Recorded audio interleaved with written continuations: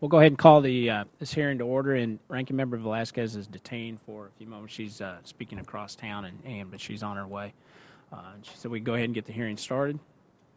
So with that, I'd like to say good afternoon, and we do call this hearing to order. In recognition of National Small Business Week, today we're going to hear from small manufacturers around the nation who have achieved success while producing goods right here in the United States. And I would like to welcome all the witnesses that are going to be here today. Thank them for taking time out of their busy schedules and from running their businesses to offer us their insight. And we're going to have 4 panels all together today.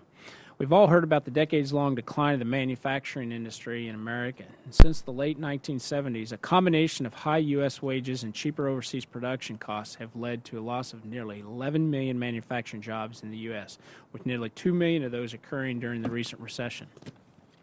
In an attempt to cut costs, many companies that previously made goods domestically moved their production to China and other nations with much less expensive labor. Now, after years of industry decline, we're seeing a shift that's taking place. In April 2010, the U.S. began adding manufacturing jobs for the first time in many years. High consumer demand for made-in-America products, rising foreign wages, and the increased realization by American entrepreneurs of hidden overseas production costs has led to more manufacturers producing goods and creating jobs here at home. In the past 3 years, the industry has added 500,000 jobs to the U.S. economy. Today, we're fortunate enough to have with us a group of accomplished American manufacturing leaders that have been doing business in the U.S. for years. Some started their businesses at the kitchen table, and others took the helm of a local manufacturing mainstay. Whether it's a story of a paint producer in New York or an agriculture equipment maker in Kansas, common traits of success are very evident. I look forward to learning from our witnesses today about the things that have led to their accomplishments as well as the challenges that they see ahead. And again, I want to thank all of our witnesses today that are in the audience for making the trip all the way to Washington to participate in this hearing. With that, I'll make the first introduction with our first panel, and our first witness today is Rick Schwinn, Jr. of Smithville, Missouri. Rick is the Vice President and General Manager of Continental Tool and Manufacturing. It's a producer of specialty tools and other machine components. This 20-employee American manufacturing business makes a wide array of products, including mechanical pullers, sockets, spanner wrenches that are used by the U.S. military. Continental Tool was purchased by the Schwinn family in 2008. And again, Rick, thanks for coming all the way from Missouri's 6th District to be with us here today, and welcome to the Small Business Committee. Good afternoon. My name is Rick Schwinn, Vice President and General Manager of Continental Tool and Manufacturing, located in Lenexa, Kansas. I am also a resident of Smithville, Missouri, located in Chairman Graves' Congressional District. Thank you for the opportunity to be here to speak about our company in today's small business climate. Continental Tool is a family-owned, private CNC manufacturer of specialty tools, gauges, assemblies, and components with roughly 20 employees. Approximately 80% of our business is manufacturing tools designed for military end use. Think of the Army mechanic that takes care of the Abrams tank, Humvees, and Bradley fighting vehicles. We make many of those specialized tools. We make specialized wrenches for the landing gear on fighter jets, for the adjustments of sights on weapons, for the setting of fuses on mortar rounds, and hundreds of other tools. In addition, we provide a host of machine components to cooling towers, fire trucks, lighting fixtures, pumps, and valves. My parents purchased the business in 2008 from a family who had started it from scratch in 1980. My dad's dream was to purchase a small manufacturing company and offer a career, not just a job, with paid training and benefits to anyone who simply had the right attitude and didn't mind working for everything they earned. As for myself, I graduated from the University of Kansas and later received an MBA from the University of Missouri, Kansas City. I had worked as an operator in a machine shop while in college, and after working in technology and telecommunications, I came back to manufacturing at Continental Tool. Like my dad, I too was realizing a dream, not only being able to work side by side with my father, but also being in the business of making stuff for America. As you remember, 2007 and 2008 were banner years for manufacturing. But as the recession began to take shape, things changed. Raw material pricing, surcharges, and the overall cost of doing business increased. But like any small business at that time, we pulled back, assessed the situation, drew financial lines in the sand, and lived within them. There were opportunities to buy new equipment that we passed up. There were people we wanted to hire but didn't due to our own commitment to live within our financial guidelines. The single best and most difficult advice my dad gave me was that we needed to manage our business with our minds but not necessarily our hearts. 2011 and 12 were much better. We rebounded to 2008 levels, and operationally we were in a great place. The challenge of the recession led us to sharpen our pencils in just about every way, and we got better. Most importantly, we retained every employee during that period. Challenges remain for our industry, where we struggle to find skilled labor. It takes anywhere from 5 to 8 years of on-the-job training to become truly skilled in machine setup and operation. The average age of a skilled worker in our company is 50, and that seems to be consistent across the industry. These men and women are approaching retirement age, and as a nation, we need to build our skilled labor bench strength, or else we will have many people with college degrees but no technical skill. But as a company, we face additional issues. Uncertainty over health care is a major concern. Today, our company fully pays for the health care premium of every employee.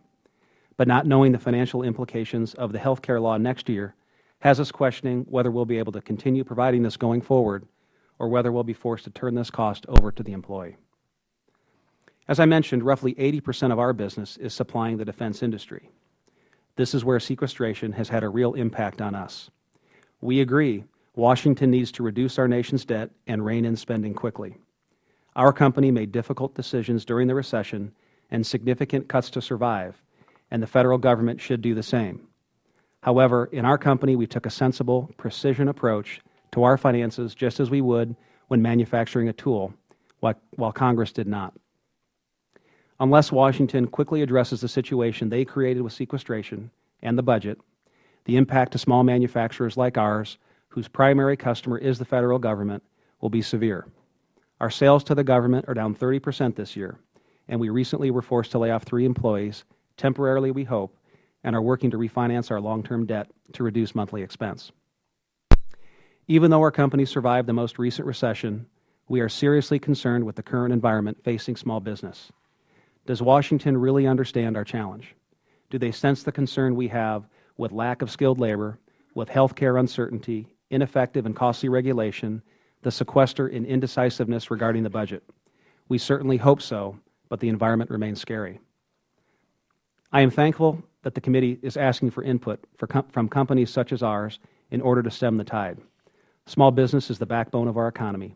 I am honored to be here today, and many thanks to Chairman Graves and the committee. Thank you, Mr. Schwinn. I'll now yield time to Mr. Snyder to introduce our next witness. Thank you, Chairman Graves, for allowing this opportunity to invite owners of manufacturing companies to testify during National Small Business Week to highlight the critical role these small businesses play in our economy. Manufacturing in particular has been a promising growth sector of late, reemerging after years of decline. However, headwinds remain. Of particular note, I consistently hear, as Mr. Schwinn just mentioned, from my district companies about the growing skills gap threatening manufacturing growth prospects. That's why I'm so pleased to invite Terry Iverson from Long Grove, Illinois for today's hearing. Terry has been involved in manufacturing for more than 30 years. His family's involvement in the industry dates back to the 1920s. Terry is currently President and CEO of Iverson & Company. His company sells machine tools, automated and precision machines that power today's manufacturing. Additionally, he's a minority owner in his brother's company, the Chicago Dial Indicator Company, which manufactures mechanical and electronic gauges. With years of experience in the industry, Terry is now giving back to the manufacturing community by forming Champion Now, Change How Advanced Manufacturing is Perceived in Our Nation Now, an organization working to address this skills gap in the United States. Terry, I want to personally thank you for coming today, and I look forward to hearing your testimony. Mr. Chairman and members of the Small Business Committee, and Brad, thank you for the opportunity to join you today. My name is Terry Iverson. We do sell machine tools in the states of Illinois, Wisconsin, and Indiana. We have approximately 20 people, and my brother Eric does run our indicator business that has about 35 people. As you've said, both companies are over 80 years old. I come to the committee today to speak about the skills gap issue in manufacturing. This country is facing a crisis at this moment. If we do not find the next generation of manufacturing engineers, programmers, and CNC machinists, then the manufacturing sector will diminish because we do not have the human resources. Recently, I've been pleased to hear that there's a buzz about manufacturing in the media. Attention it deserves. I strongly believe that manufacturing has made this country great in supplying good-paying incomes for millions of families, and I believe that future generations as well, but we must be mindful of the skills gap issue. In my 33 years on the road, I've talked to thousands of manufacturers and subcontract machine shops. They've all increasingly shared one problem. They cannot find enough skilled personnel. I've been told time after time, Terry, I'll buy a machine from you, just give me an operator to go with it. Baby boomers are getting closer to retirement. I'm 54. The average age for the manufacturing employee is 56. Young people are being discouraged by their relatives, their counselors, their teachers, and the media to not pursue manufacturing careers because of the misperceptions that must change. The industry is no longer a dark, dirty, dingy, low-paying profession. Advanced manufacturing in the U.S. is heavily computerized and automated. In Europe, not only do they still have apprenticeships in manufacturing, but they also have a culture that holds these professions in high esteem. Neither currently is here in the U.S. is the case. The young people of our country are our future, and we need to educate the next generation of the realities of the industry compared to the general public's perception. 42% of young people going to college do not find their degree in 4 years. Approximately 53% of recent college graduates are either underemployed or unemployed. 17 million workers with college degrees are now working jobs that don't require one.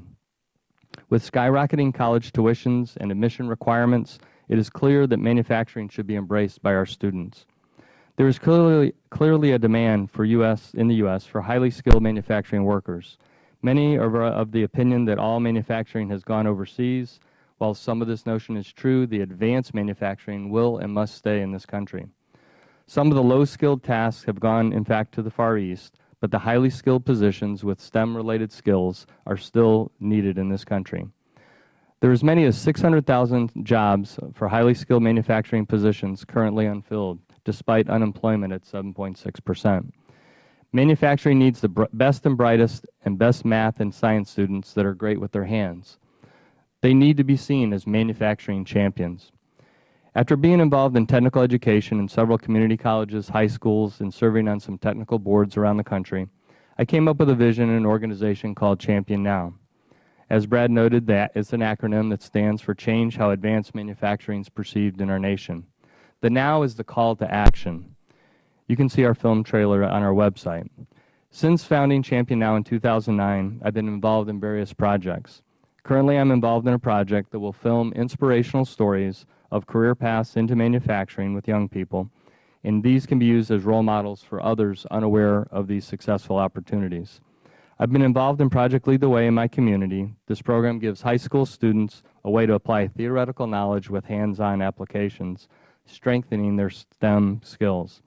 This was missing in my engineering education, and I became disenchanted and went into the working world. My family and my father's devotion to the art and science of manufacturing that actually brought me into what has now turned into a lifelong passion of making things. Champion Now is poised and ready to champion manufacturing careers. We need to educate our country on how exciting, challenging, honorable, and financially rewarding these careers can be. Everyone in our industry has to quit complaining and join together and take action. I encourage everyone here to do what they can to lead the charge on the skills gap and support U.S. manufacturing. We have many needs in technical education, policies, and perception. We need everyone on both sides of the political spectrum to agree on this and play a part in the solution. Thank you again for all of your time and giving me the opportunity to speak today. I hope I've been able to bring some things, bring to light some things and a passion that can make a difference in what I consider to be a vital topic in U.S. manufacturing industry. Thank you, Mr. Iverson. I'll now yield to Mr. Shabbat to introduce our next witness. Thank you, Mr. Chairman. It's an honor to introduce our next witness here this afternoon, Bruce Brocksterman, who is the president of Richards Industries, which has been producing industrial valves for a host of industries since 1948. Bruce Brocksterman started at Richards Industry as an inside sales correspondent back in 1980 and now serves as its president. As Bruce Brocksterman can surely tell you, his is a customer-driven company. Their growth and longevity directly reflects the value of the products and service it offers its customers.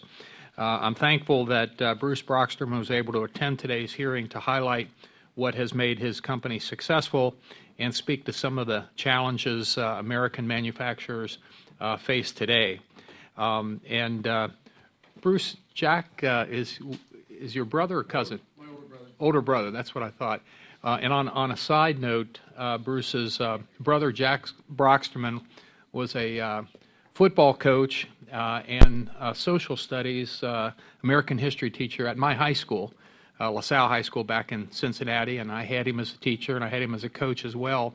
I ended up getting a college football scholarship partly as a result of his coaching and certainly the interest that he gave me in politics and government and American history and that sort of thing. So for better or worse, the Brockstrom family is at least partly responsible. Not your fault.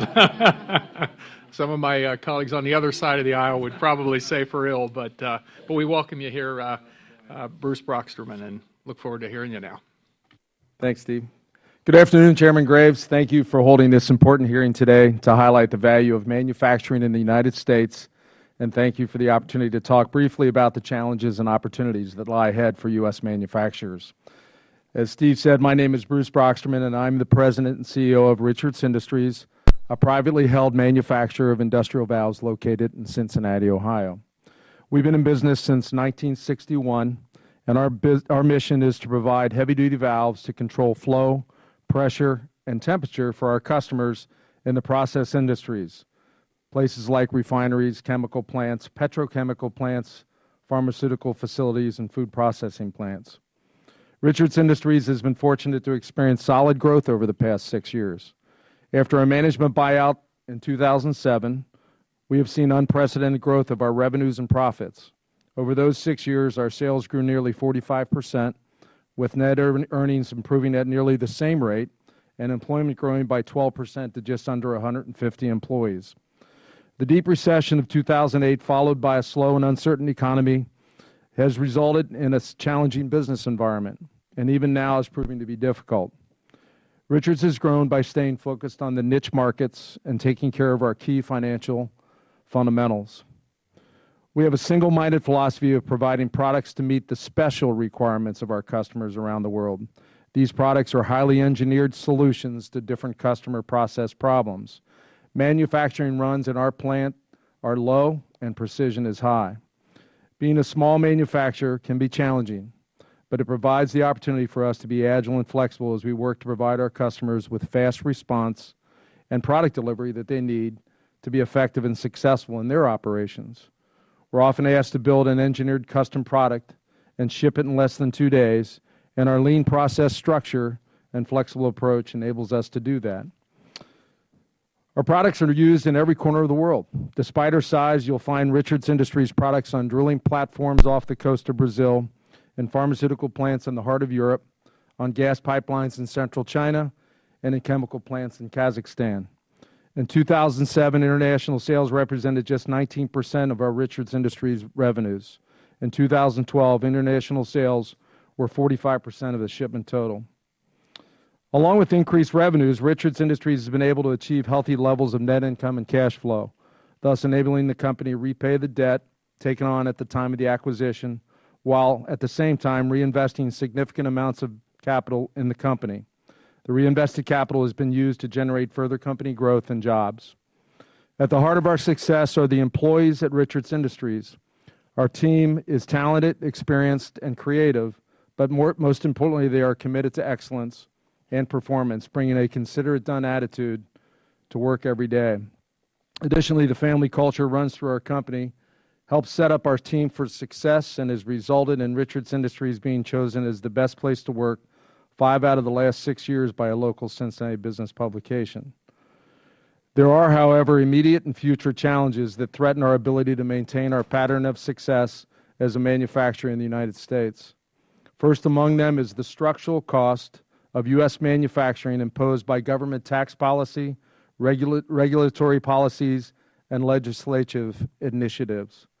Richards Industries is structured as an S corporation, and therefore the taxable income generated by the enterprise flows directly through to personal tax returns of the owners of the company. High individual federal tax rates imposed on the owners siphon off precious capital that, but for the higher taxes, will be reinvested back into the company to purchase capital assets, grow the company, and create new jobs. The Manufacturing Institute estimates that these structural costs add a full 20% to manufacturers' cost of doing business here in the United States relative to our major partners. U.S. healthcare costs have increased 80% in the last decade, and we believe that much of the cost increase is attributable to government involvement in the insurance marketplace via coverage mandates. We believe that the expansion of government involvement in healthcare brought on by the implementation of the Affordable Health Care Act will put forward further pressure on healthcare costs. Of equal concern is the shrinking supply of qualified workers. The manufacturing workforce is moving toward retirement at a faster rate than the rest of the economy, and we cannot find qualified workers to fill positions as machinist operators and skilled assemblers. U.S. education system is not equipping American students with the right skills and the right disciplines to support the manufacturing economy. The lack of qualified workers will impact U.S. manufacturers' ability to compete in the global marketplace. I encourage the committee to continue to explore these growing challenges and to act to alleviate the accelerating headwinds. I'm very proud of the small part that Richards Industries plays in the nearly $2 trillion U.S. manufacturing sector, and I'm excited about the opportunities ahead. Thanks for your support as we move forward through these challenging times, and thanks for the opportunity to testify. Thank you very much, Mr. Brocksterman. Mr. Tipton, questions? Thank you, Mr. Chairman. I'd like to thank our panel for taking the time to be here. I'm a small business guy. That's been my real trade in life, and the ability to be able to create jobs and to be able to address some of those headwinds, I think, is critically important, and certainly want to applaud all of your efforts. And if we could, you may not have a specific number. I know in my particular district in Colorado, we still have double-digit unemployment, real unemployment, in my two largest communities. And can you tell us, out of your home areas in your state, what's unemployment looking like right now? Mr. Schwind, do you want to start? I don't have the exact figures, but I can tell you it's hard to find the people with the skill to work for us. There seem to be plenty of workers available to come to work, but almost zero with the skills that we need to have them safely work within a shop like ours. With cutting tools, with machines, with chips, safety is a huge issue, so we can't take people fresh off the street and put to work. They need to be acclimated to the environment to be able to work effectively, but really safely. So I don't have the specific number. I just know that there might be people that could fill the jobs, but they're not skilled enough to do it. Right. Same experience? It's amazing. I'm sorry. I had a campaign on Saturday to hire, we're trying to hire 3 machinists. We brought in, first of all, it took us a good 4 weeks to put together a list of potential candidates. We had 50 scheduled for interviews on Saturday morning. There were 12 no-shows. It's amazing to me the effort that you have to put forth just to find, and these are not experienced machinists. We have a training program and an apprenticeship program, so we're willing to invest in them and train them, but to find qualified folks who are trainable is getting to be impossible. We've gotten involved in some internship programs, I think 5. We're only a 20-man company, so for us that's kind of a big deal. And we found the same thing. Retaining people is very difficult. There's a lot of recruiting going on, and people are paying people to go from one industry to another, so that's a struggle that we struggle with. But I think the actual unemployment may be around 9% in our state. I'm not really sure. Brad might know that better than I. But certainly finding people is very difficult for all 3 of us. Great. Well, Ms. Schwinn, I was captivated really by a comment you'd made that came from your father to manage your business with your mind and not with your heart. But you then followed that with, even in tough times, you were able to hang on to the people that you worked with. Does that really demonstrate that, particularly with the small businesses that we have in this country, that it's more of a family operation, and that includes those that you work with? Oh, absolutely, absolutely. Being a 20-person company, we know the families of every individual.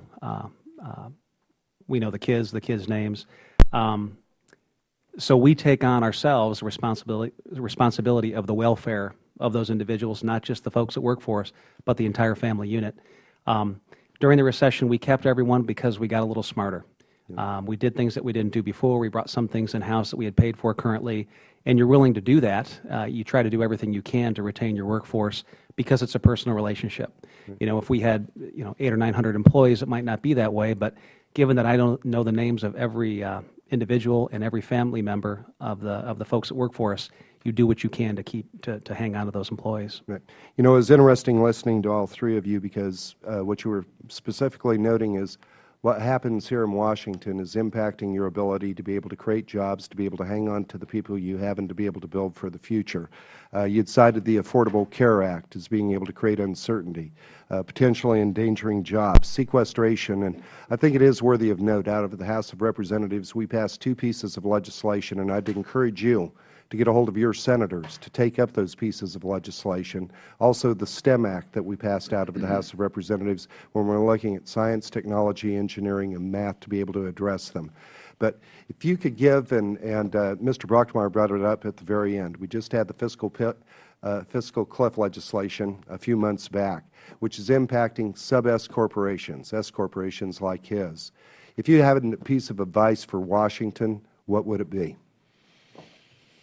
You know, from my perspective, it is to be aware of the impact that has on small businesses. The impression that comes to folks like myself is that we're the fat cats that, you know, they're sitting on the back of our yacht with a martini in our hand. Well, that is actually an S corporation. That's a small business. I tried to tell this to my folks at election time, is that what has an impact on us is the approach that all personal income over $250,000 has got to be taxed at a higher rate. Those are small businesses. Those are S corporations. Those are not just individuals who have been very highly compensated. I've seen a lot of people that have, because of the fiscal crisis, have not invested in their businesses in terms of capital equipment, things that can make them more productive. So that's something that I've seen in calling on different manufacturers in the 3 states. The one piece of, or the one thing I would mention is, in terms of in Washington, and I know most of the folks on this panel have small business backgrounds, so you know what I mean when I say this, but spend every dollar as if it were your own. Within our companies, whether we're ordering tooling, ordering services from an outside vendor, spend the money as if it were your own, and it's amazing how much more conservative we spend when we think of things that way. Thank you. I yield back, Mr. Chairman. Ranking Member. Thank you, Mr. Chairman, and thank you for being here today, sharing with us the successes. This committee is well aware of the great role that you play in our economy. And so we are concerned about providing a climate that is conducive to help you do what you do best, and that is creating jobs for our economy. There has been some discussion here in the House regarding a comprehensive tax bill. And the Chairman and I have participated in some roundtables with the Ways and Means members, leadership. And so my question to you is, besides lowering tax rates, what specific tax changes could better help small businesses have greater access to cash? I think from my perspective, the continued ability to buy capital equipment and have taxes not be a big factor in that decision-making process is a major plus. We're typically a company that buys a major machine tool every year. Have you used a Section 179? We have, yes, and we have consistently done that. Yes, absolutely, and it does. It makes a difference whether you make that move or you wait a period of time, or perhaps put that move off altogether. This is the first year in probably 15 years that we did not buy a piece of capital equipment, and it was because of the uncertainty in the tax situation that caused us to do that. I would agree also. The Section 179 is huge in our business. We sell machine tools. A couple of years ago, the 179 was more aggressive than it is currently.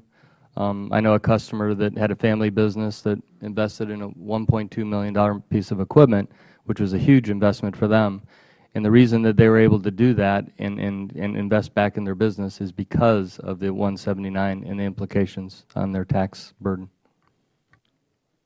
I would suggest that in addition to the advantages on capital purchases, within companies that provide training for their employees, we've all said that we've got a lack of skilled labor. Yes. Our company belongs to the National Tooling and Machining Association, NTMA, and NTMA has created an online university to send students to achieve college-level training at night while they work in our shops during the day. But the individual companies bear the costs of sending those students to programs such as this.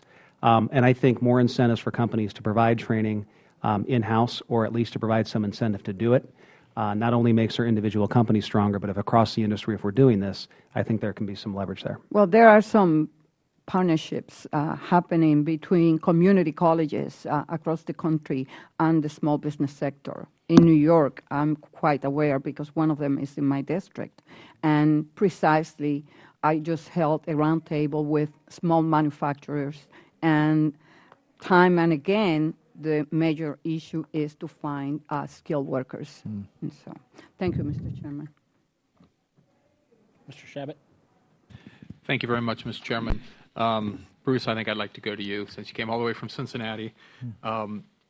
You had started, what year did you start it? Was it 48, or excuse me, 61 or 48? The company was incorporated in 61, but the original product line was developed in 1948. That's Okay. Correct. All right. I was just wondering how my crack staff could have got that wrong. Okay. No, they were right. Now, my question is this. You've been a very successful company then. You have approximately 150 employees now. Times are different now than they were back then. If you would have started a company or wanted to start a company like you did back then now, would that have been possible? What additional challenges do startups have out there nowadays that weren't in existence back when you guys started up?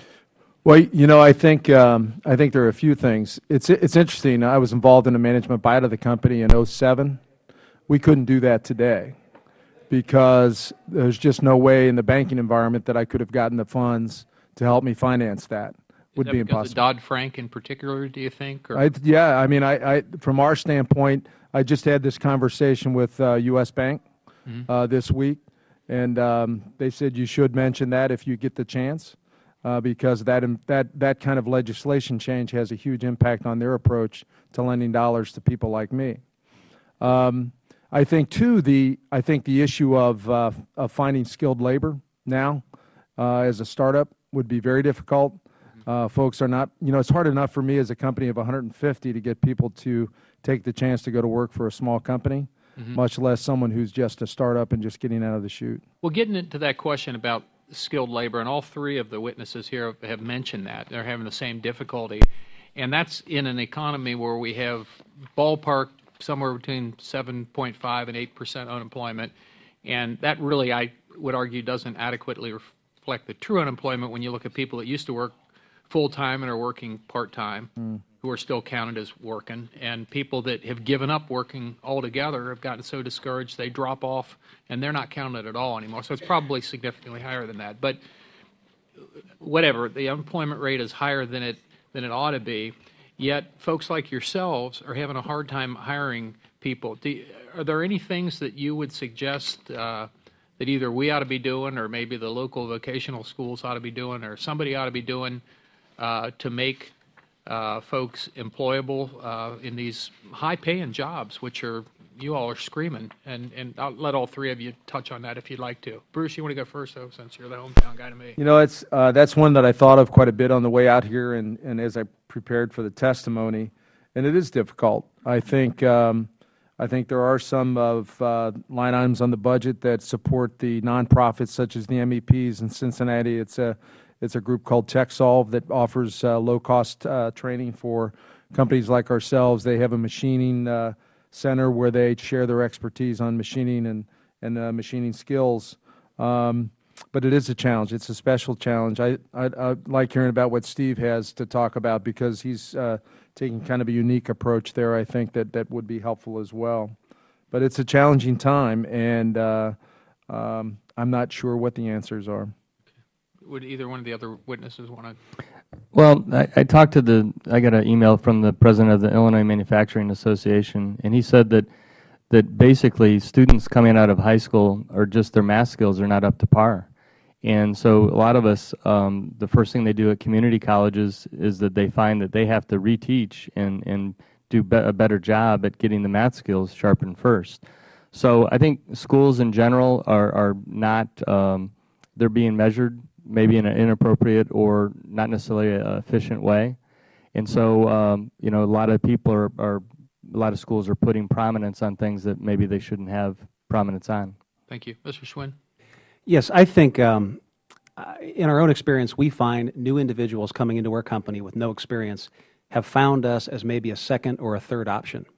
They weren't charging into machining out of high school because while in high school there was no real promotion of it.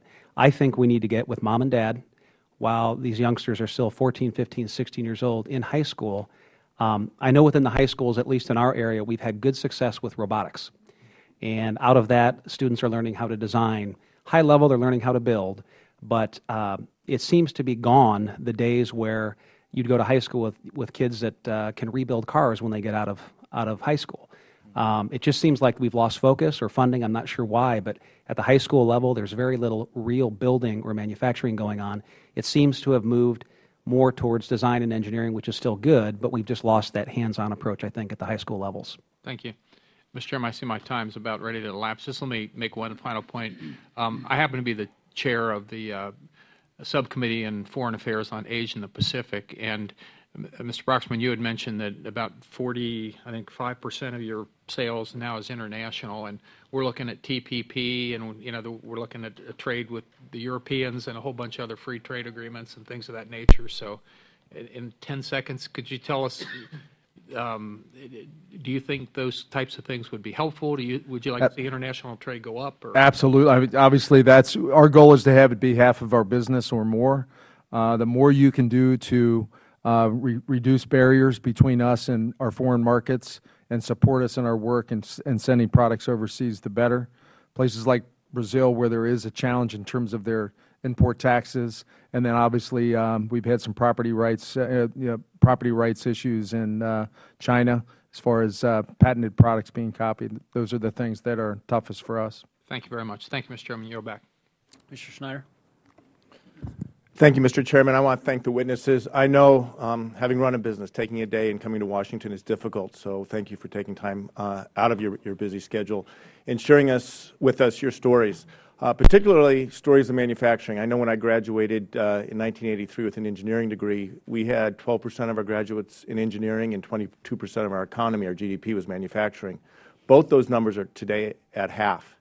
And I will share, all three of you have told us that you have a hard time finding employees. When I'm home in my district, I make a habit of visiting companies in the district. I'm batting 100%. Every single company we go to is saying the same thing. We can't find people with the skills we need. And Mr. Schwinn, you made a comment about kids coming out of school but not having the requisite skills. There's a distinction between knowledge and know-how. And what we need are people who have the know-how to put a car together to operate these machines. I was proud the first bill I introduced is the America Works Act, which is working with community colleges and industry to help close this skills gap. And Terry, what you've been doing in Illinois with Champion now, working with Wheeling High School and some of the other things is nothing short of miraculous. So that was a long way of saying thank you to you all for what you do. And I'd be remiss also, Mr. Schwinn, your father was a client of mine before you guys bought the business. And having worked with family businesses for almost 20 years and working with my own dad, I tip my hat to you because, as you all said, family businesses treat their employees like family. That's how we're going to grow the economy. As we look forward, as we look to close the skills gap, you mentioned, Mr. Bachman, that it takes a number of years to train people in your business. How long is it taking you at this point to fill an open position? From our standpoint, the process is threefold. One is to actually find a pool of employees, and that typically runs 2 to 3 weeks.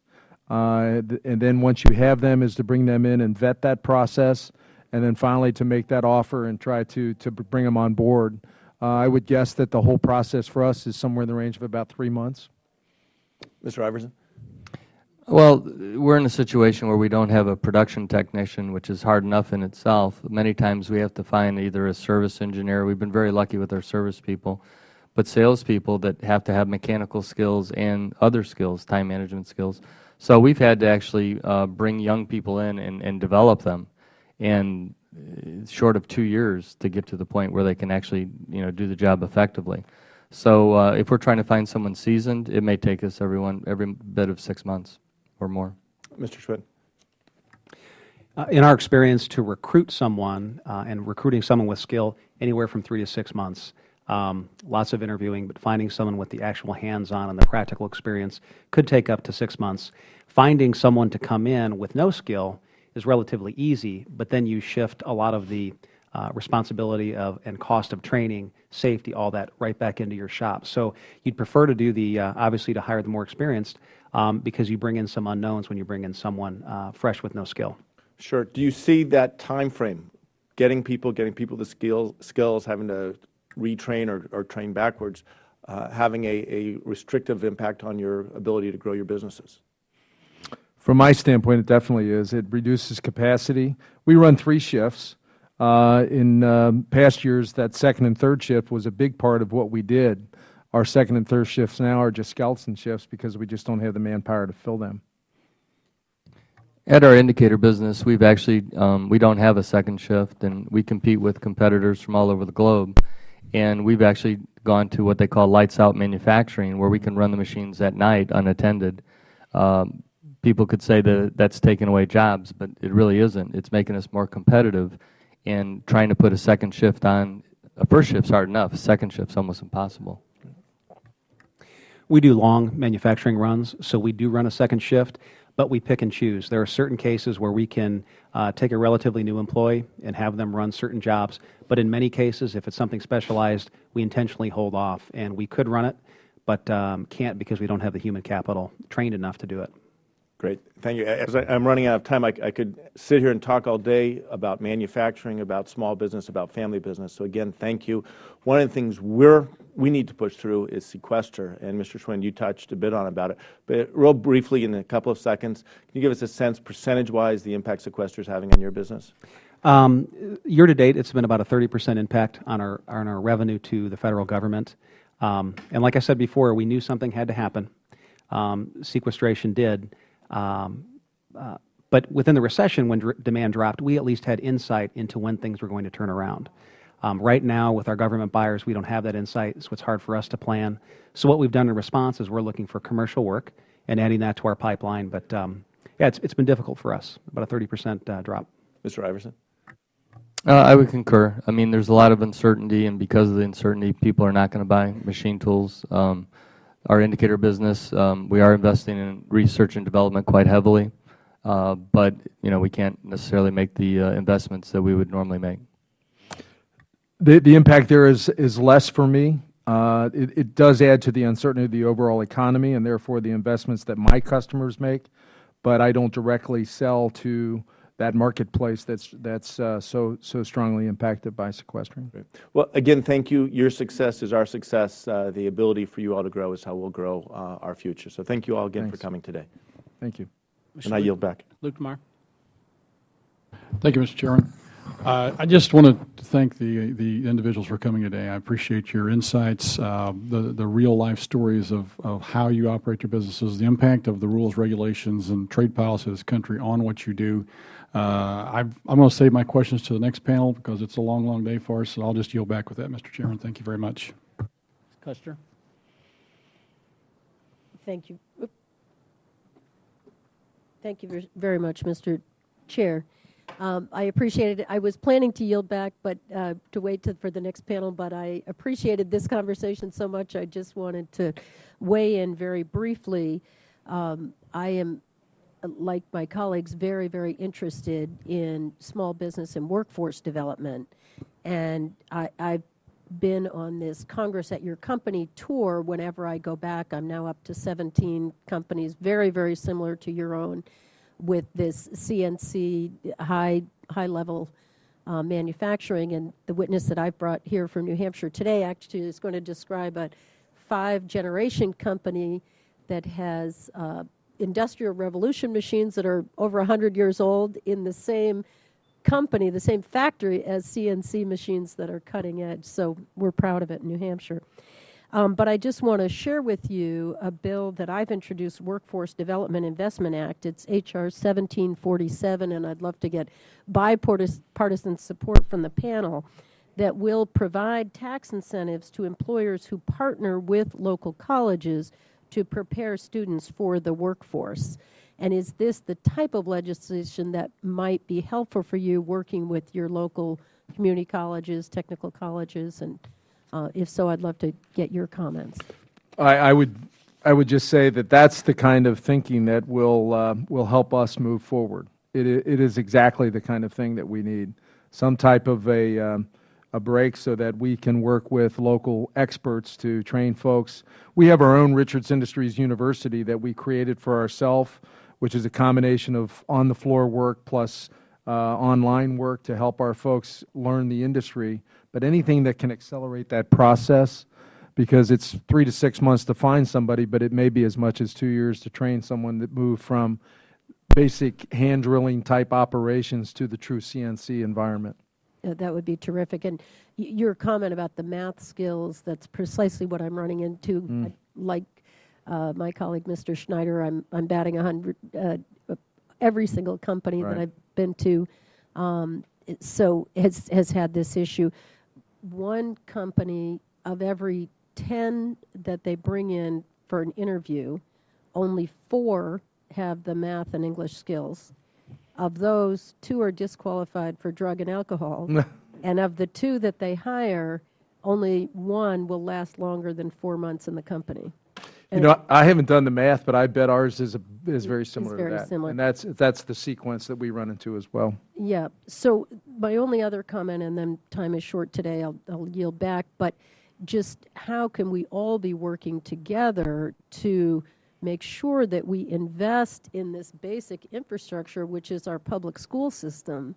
My son, one of you mentioned Project Lead the Way, and I'm a huge fan of that. My son started in the 7th grade in our teeny little town of 7,000 people, and he's now studying engineering in college and starting to work this summer at Lincoln Labs. So how can we all be working together to encourage those types of programs in our public schools? And I love your champion program. Maybe, Mr. Iverson, you have something you could add to that. Well, I think we need to keep STEM going. We got to Project Lead the Way. We can't let those not be supported. I think they need to be implemented more across the board throughout the whole country. Different states I travel in, I see one state doing a great job and another state not. I also think that the school system needs to be measured a little bit differently than it is, so that we can encourage and rate the school about how successful they are, not of just sending young people to 4-year universities, but then also success stories as well, and incentivize the schools and track the schools for those successes as well. But I also think that the Project Lead the Way is got to succeed, and we got to support it. And then the last question for Mr. Schwind. One of you talked about videos, and what I've learned from my visits to the community colleges is a comment that you made about it's often the parents that have the image of the old, grungy, dark shop. And so I think the videos would be brilliant, and trying to bring the parents into this modern environment where, it's so clean. And some of these companies that I go into, everybody's got the caps and the clothing. So any comment on how we could engage the parents? Absolutely, and I think the story is a good one in that the image needs to change for what manufacturing really is, but you think of all the students going through 4-year universities, saddling up $60,000, $70,000 of debt with no job. In our industry, many of our companies, especially within the NTMA, pay for that training if there's some tax incentive to do that. And these students graduate, have a good paying job with no debt. It's nothing but a good story, and I think that needs to be intertwined and told by guidance counselors and directly talking to mom and dad. I think it's a great opportunity. I think videos would help. Terrific. Mr. Yeah, we're involved in a lot of videos, and concur 100% that the parents and the influencers need to know what reality is more so. National Manufacturing Day, I think it was the FMA, has October 5th, where we open our doors as companies, and all the manufacturers need to do that and participate so that the parents can come in and see what the reality is in the manufacturing floor. I also think your point about getting businesses partnering with community colleges is huge. And when you see that happening, there's a notable difference in impact on the community in the manufacturing sector. Excellent. Well, thank you so much, and I appreciate you all coming to Washington and all the witnesses today, and I'll look forward to working on these ideas with you. Thanks, and I'll yield back. Mr. Hanna. I'll just thank the witnesses for being here today and yield back. Also thank the witnesses for being here. Yield back. That's everybody. There's no other questions with that. I appreciate our first panel for coming in. Thank you. Some of you traveled a long ways, obviously, and very much appreciate that. And with that, we will seat the second panel. I'll turn the gavel over to Mr. Lukemeyer.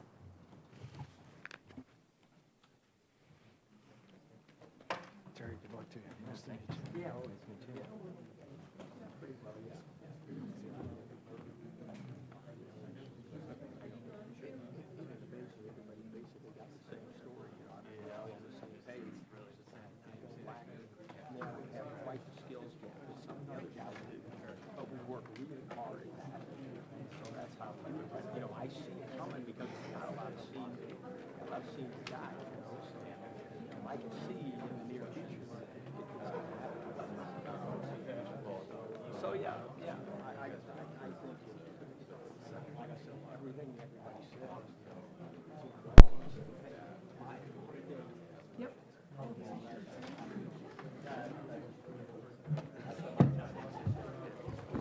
Okay, could the second panel please come forward? Mr. Midler, Mr. Phillips, Mr. Wagner, and Ms. Johnson. Oh, okay.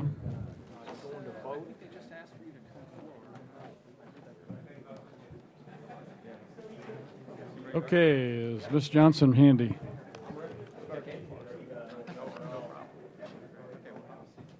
Mr. Wanger, I see his addition to the panel. Is that right?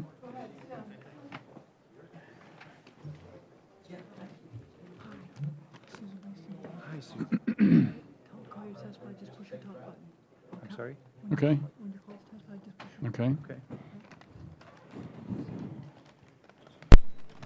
Okay, let's get started with the second panel, and thank all of you for coming. We'll apologize too before we get started here. We have votes scheduled in about 15 minutes, and so when you see the bells and whistles and everything start to go off around here, why we'll take probably a few more questions at that point, maybe 5 to 10 minutes or so, and then we'll have to take off, and we'll ask for your indulgence while we go cast a few votes, and we'll come back and we'll continue with the committee at that time.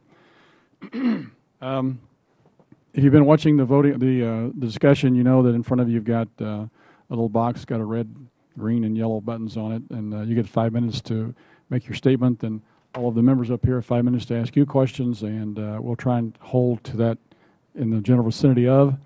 But it's my honor this afternoon to be able to introduce one of my constituents, Mr. Mike Mittler. He's a president and co-founder of Mittler Brothers Machining and Tooling in Wright City. Mittler Brothers has been making high-quality metalworking equipment since 1980. The business includes a product line of metalworking and fabrication tools used in auto racing and aviation market. Additionally, they play a role in engineering, designing, and building special machines to automate industry. Mr. Mittler and his brother have built a very successful family operation that has not only excelled in business, but has also provided safe and stable jobs for the local community and supported local students as developed skills and technical experience for future careers. I must add, for the enjoyment of any NASCAR fans in the room, Mr. Mittler is a racing enthusiast. His experience in auto racing has led to a number of ideas for special tools and machine concepts, and his support of a particular individual is now one of the top race car drivers in the NASCAR family. So, in my opinion, he's a perfect example of how hardworking Americans can achieve anything when their innovation and ingenuity are allowed to flourish. I'm happy to welcome this great Missourian to the committee and remind Mr. Mittler he has 5 minutes to present his testimony. Mike, special welcome. Thank you. Thank you, Congressman. It's my privilege, and I feel my duty to be here to give my testimony today, so thank you very much. As you said, my name is Mike Mittler, president and co-founder with my brother Paul of Mittler Brothers Machine and Tool, a manufacturing company located in Wright City, Missouri. And as you said, I feel we're the classic example of small business. We founded our company around the kitchen table at my mom and dad's house, Super Bowl Sunday of 1980. On Monday, following the Super Bowl, we rented a 2,500 square foot building for $400 and a handshake with the owner. How little did we know? Paul and I worked many long days and nights as the only employees of the company to build our reputation of quality work and great customer service. We had honed our basic customer service skills with the first Mittler brothers, cutting grass, raking leaves, painting houses, and many other odd jobs while in high school. With me, the oldest of 8 children, and Paul, the youngest, if we wanted to have any money at all, we had to earn it. Mom and Dad were great role models while providing the initial startup money, which we paid back with interest, by the way. They quickly said, you boys are on your own and you have to make it. Always glad to offer advice. They did not meddle in the business and knew we had to make our own mistakes so we would really learn the hard way. In 1984, we moved to our second location, a 7,500 square foot building that we helped build with a lot of sweat equity. We added both customers and employees slow but sure over the years and moved to our current location, a 50,000 square foot building in Wright City in 2004. Like Rick, I'm a member of the National Tooling and Machining Association. I was proud to have served as that national chairman of that organization in 2006. There are thousands of companies like ours in manufacturing in America, and together it is these small businesses who provide jobs to the majority of Americans. Our most important asset is our people, and we're proud to have 10 people with over 20 years of service with us. 2 of them started right out of high school and are now grandfathers. We currently have 60 employees, and last year we paid out over $2.5 million in payroll to our people. I'm very proud to currently have 5 military veterans as part of our team, and I feel these are the real heroes of this country. We have always given young people a chance to work for us and currently have several moving up through the ranks, including 2 still in high school working part-time for us. Our people are all highly skilled, and we employ welders, machinists, tool makers, engineers, painters, and assembly technicians. Our people are guided by just 3 basic rules: safety, quality, productivity. We provide a quality benefit package, including health care, that we pay the majority of, a 401k plan, a gain-sharing program that last year paid over $200,000 to our employees, and a flexible work schedule to allow our people to deal with their family and their job. We utilize the latest technology in our manufacturing processes, including 3D solid design modeling software and high-tech CNC or computer-controlled machines. Our company has 2 main areas of focus. One is our product line of special machines and components for the auto racing, hot rodding, restoration, aircraft, and bike building industry. And the other is design and build of special equipment for industrial automation. Our standard products serve both the professional racer, fabricator, and the do-it-yourselfer who has our products in their own home workshop. We're proud to be able to sell our products all around the world.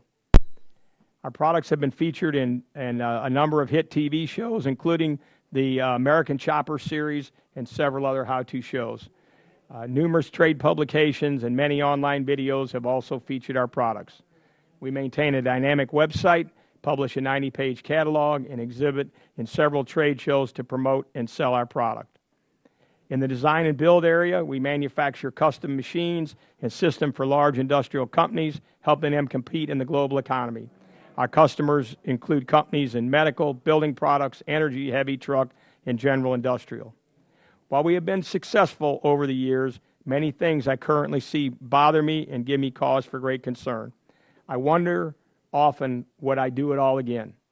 In today's climate, could my brother and I succeed and create the jobs that we currently have? Unfortunately, I think the answer is no. There is too much uncertainty right now, and the cost of manufacturing in America are rising, making us less globally competitive.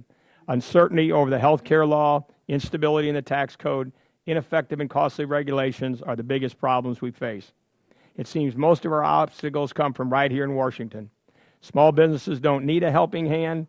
We need a sensible partner in government which allows entrepreneurs to build a business and, most importantly, create jobs. In closing, I'm proud and thankful to live in the greatest country in the world and proud to have an opportunity to contribute in a very small way to that greatness. May God continue to bless America. Thank you. Thank you, Mr. Miller, for your testimony. Next witness, we'll have Mr. Payne introduce our next business, Ms. Johnson. Thank you, Mr. Chairman. If the committee would be so kind as to skip by Ms. Johnson. I haven't received my information yet. You want to read it? Well, I think that's a little shorter than the one I have. Okay. You want to skip her? If the chairman would. Okay. Thank you. Ms. Meng, is she here? There we are. You can introduce Mr. Allen. Thank you, Mr. Chairman and Ms. Ranking Member. It is my pleasure to introduce Mr. Jim Allen. Mr. Allen is the Director of Economic Programs at Shapeways. Shapeways is the world's leading 3D printing marketplace where users can make, buy, and sell 3D printed products. The startup company produces and ships hundreds of 3D printed objects per day from its 25,000 square foot facility in Queens, New York. It also has the capability to print millions of objects per year. Shapeways uses cutting-edge technology that places it at the forefront of 3D technology. I'm proud to have Shapeways as part of our Queens community and look forward to Mr. Allen's testimony. Welcome, Mr. Allen. Thank you for inviting me to speak at this committee. Again, my name is Jim Allen, and I'm the Director of Economic Programs for Shapeways. We are the world's leading 3D printing marketplace and community. We harness the power of 3D printing by granting consumers access to commercial and industrial-grade printers to basically print whatever they want. These are done in our factories of the future, which, as Ms. Meng mentioned, is in Long Island City. We also have one in the Netherlands. We want to make product design both personal, accessible, and inspiring, and that's something that we can do through 3D printing. I've worked closely for the last 2 years at the company by maintaining close relationships with local, state, and federal government agencies and the local economic development community. I've also been involved in creating this, what we call the Factory of the Future in Long Island City, leveraging my experience in manufacturing and economic development. The Shapeways story reads like a new age American success story. The company was founded in 2007 by Peter Weimerhausen and Marlene Vogelaar in the lifestyle incubator of Philips Electronics in the Netherlands. At the time, 3D printing was still very expensive and virtually unknown. It was really the domain of large corporations, prototyping service bureaus, and architects. But it really wasn't used for creating real products for real consumers. Consumers were using 3D software to design objects, but they really had no outlet to actually have those objects in their hands. The founders of Shapeways said, let's make this possible. And so 2008, the company launched their website and started 3D printing, basically achieving the impossible. In 2010, the company was spun off from Philips, and the Dutch founders packed their bags and their families and moved to the U.S. They moved here to New York, and for the same reasons that a lot of companies do, direct access to the world's largest consumer market, as well as access to capital. The founders also realized that New York City is a hub for creativity and design, and so they looked at this as being an opportunity to tap into the American workforce. Since late 2010, Shapeways has created over 70 well-paying jobs in the U.S. in the fields of manufacturing, software and web design, marketing, product design, finance, and customer service. As we continue to grow, we're going to be having probably over 50 people in the manufacturing plant, and we're also going to need to have support at our corporate office in Manhattan, so there will be additional jobs created there. I want to highlight Shapeways' growth from the perspective of community and marketplace. We have a diverse and global community comprised of designers, shoppers, as well as creators who are turning out ideas on a daily basis. At last count, they were uploading 60,000 new products every month to our website. We also have thousands of members of our community that don't have any 3D modeling experience and who want to get involved in creating objects that populate their lives. At most recent count, we've got over 300,000 community members. We also have shop owners. These are people that have got a design experience and are placing their designs on our website for others to purchase. We allow them to set their price and make their own profit in return for a small fee from us, but we manage the transaction from end to end. In 2012, we paid out over $500,000 in payments to these shop owners. And at that point, there was 8,000 shop owners. Now we've got over 10,000. We've also been fortunate in raising capital. In 2010, we raised our initial $6 million. And over the last few years, we've raised an additional $41.3 million, most recently a $30 million round through Andreessen Horowitz and supported by Union Square Ventures, Index Ventures, and Lux Capital. This is a testament not only to the Shapeways concept and business model, but is indicative of the game-changing potential of 3D printing. As we go forward, we're going to continue to roll out new materials, invest in the latest 3D printing technology, and work our way towards 100% local production. We are right now nearly 90% of the products sold in the U.S. are manufactured here in the U.S. Can I continue? Your 5 minutes. You about ready to wrap up? I've got a couple, maybe a minute or so. Okay, that'd be fine. Thank you.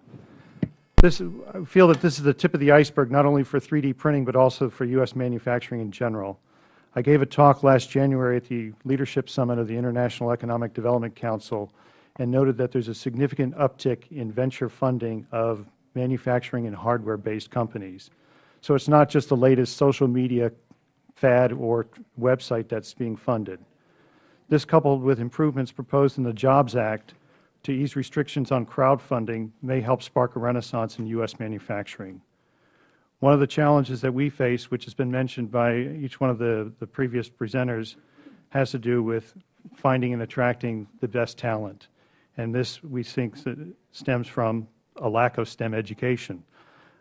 We need to continue to support those programs. And I worked for an economic development agency outside of Chicago before and was working closely with the workforce development organizations there and the manufacturing community to make sure that that happened. Before I finish, I'd like to acknowledge the warm welcome and assistance that Shapeways has received from Queens, Manhattan, and the state of New York, from Governor Cuomo, Mayor Bloomberg, Congresswomen Carolyn Maloney and Grace Meng. We have been welcomed with open arms. Queens may not be known for its manufacturing industry, but the past few years, Shapeways has realized how great a community this can be for business with the right investments and strategy. We hope that Shapeways can be both a hub and a catalyst for the resurgence of manufacturing in this area. Thank you again for your time. Thank you, Mr. Allen. Mr. Payne, do you want to introduce your witness? Thank you, Mr. Chairman. It is my honor to introduce Ms. Jill Johnson, CEO of the Institute for Entrepreneurial Leadership, also known as EIFL, located within my district in Newark, New Jersey since 2002.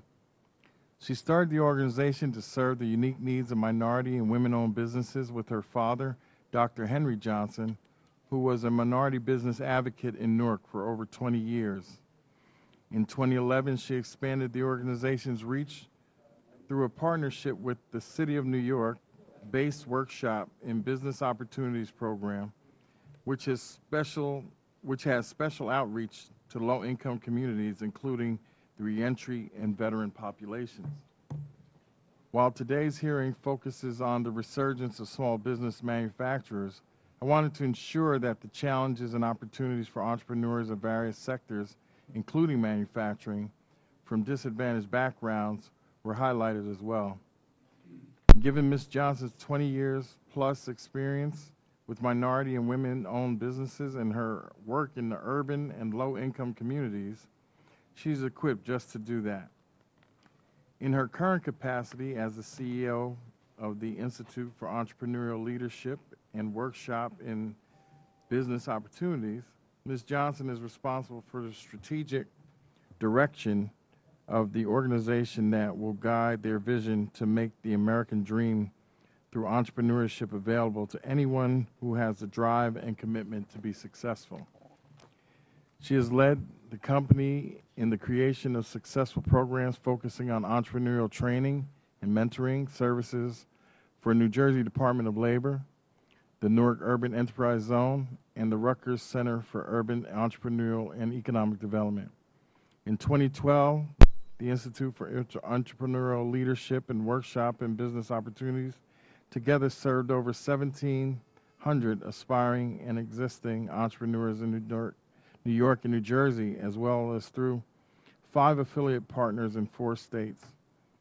Prior to launching the Institute, Ms. Johnson was a financial analyst at Goldman Sachs and Associates, publisher of Yes Magazine, which was a family-owned business, and the president of On Point Consulting, a strategic business planning consulting firm started by her husband. Again, it is my honor to introduce Ms. Jill Johnson. Ms. Johnson, you have 5 minutes, and just to let everybody, the witnesses as well as the panel members know, we'll take this testimony, and then we will adjourn to go vote. As you can see on the board, we're in the process of voting, and then we'll return probably in about 30 to 45 minutes. So, Ms. Johnson, you have the floor for 5 minutes. Welcome. Thank you very much to the committee.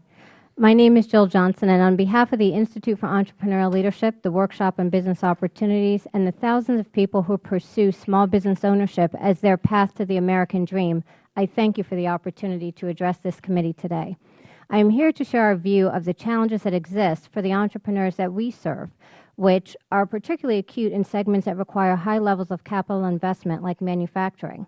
The Institute for Entrepreneurial Leadership is focused not on the entrepreneurs who start businesses with loans from their parents or corporate buyout packages or by raising money on Wall Street.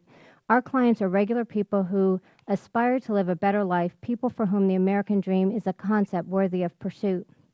For over 10 years, as Congressman Payne said, from our base in Newark, New Jersey, we have provided one-on-one mentoring to businesses with revenues of less than $250,000. While these types of enterprises are often demeaned as mom-and-pop businesses not worthy of investment, we celebrate these entrepreneurs as the agents of change in communities where change is most needed. In 2011, we joined forces with Workshop on Business Opportunities, an amazing organization that has trained over 15,000 entrepreneurs since 1966 in the areas of New York City where the angel investment dollars do not flow. Since joining forces, we have created an end-to-end training, mentoring, and support continuum for the entrepreneurs that are often left out of the mainstream small business ecosystem. Last year, we served close to 1,800 existing and aspiring entrepreneurs, and we launched a pilot program to replicate our model nationally through affiliate partners. Our clients are 73% women, 70% with household incomes below $60,000, and 74% Black and Hispanic.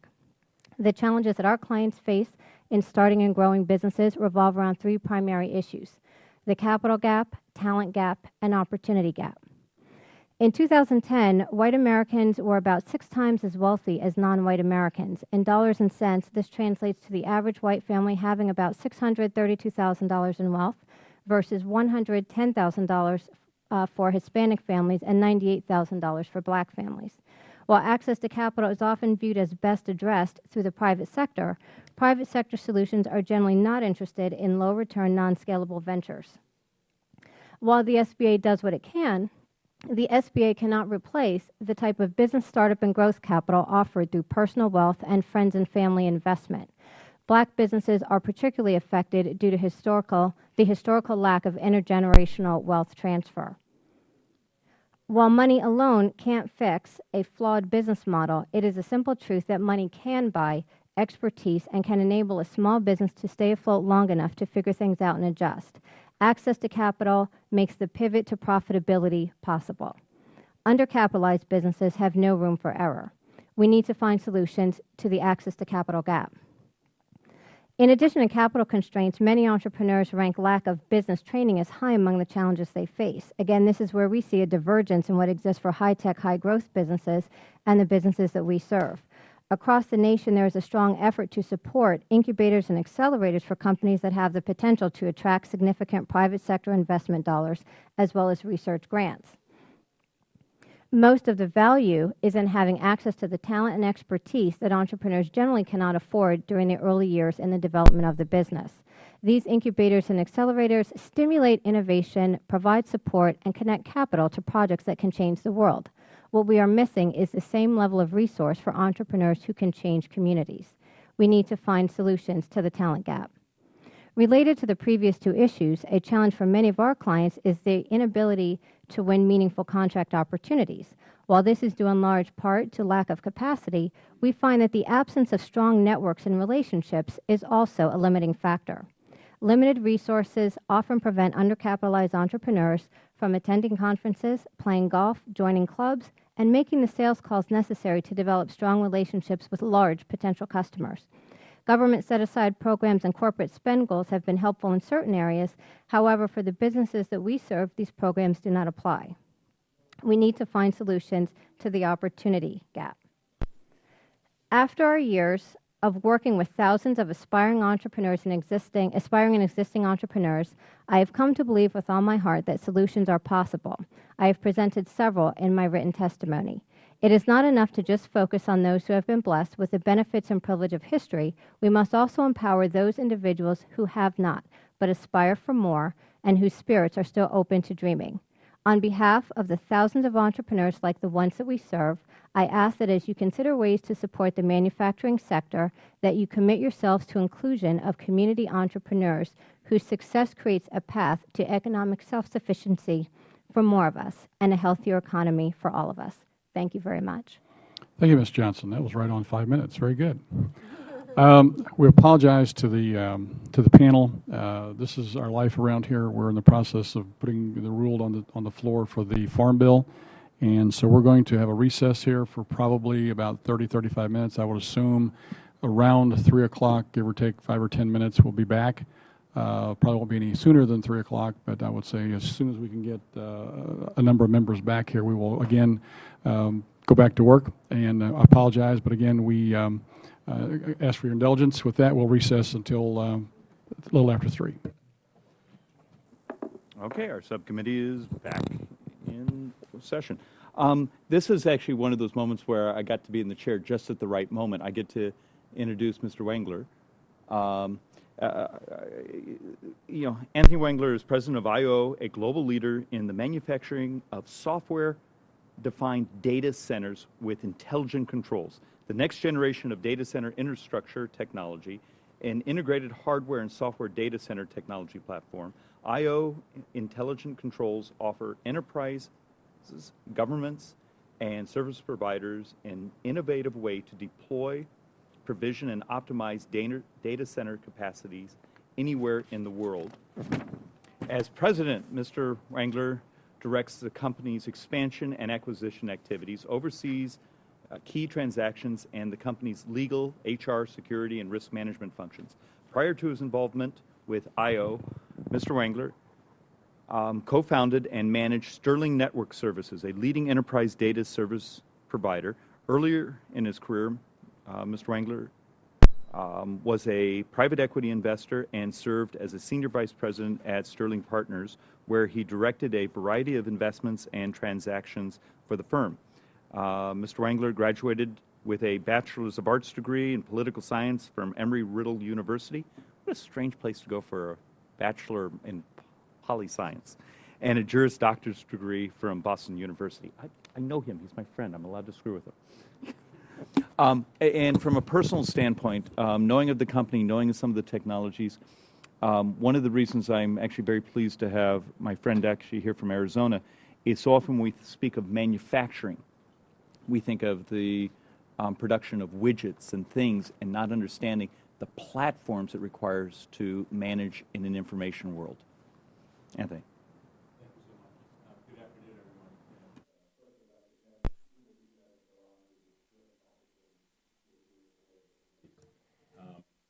I'd like to thank each and every member of our team at IO. We now have employees all over the world, prominently in Arizona, but we have folks in several other states and also overseas. I owe a great thank you to my co-founders and partners, George and Bill Slessman, and our financial backers who've been steadfast. We built this business from the ground up, no employees, and we started with a Costco folding table in the first day of January 2007. So it's been an interesting several years. Lastly, I guess I'd like to thank our customers who are the reason we're here. And people ask me all the time, what is the secret to business and the secret to small business success? And I think it's very simple. It's find great customers and keep great customers and make customers happy. If you do those things, the rest of it is manageable. Just a little bit to add to the introduction. I come from a family of all small business owners. My mother, father, grandparents, father-in-law, sister-in-law are all small business owners. So these are discussions that we don't just have here, but also over the dinner table and at holidays. About I.O., just to give you a little bit of background, we're a manufacturer of modular data centers, and we're a leader in the software-defined data center industry. I brought an image over there. We build very large-scale building blocks that can be used and combined to create the data center capacity that a given company needs, from the very small all the way through large global giants.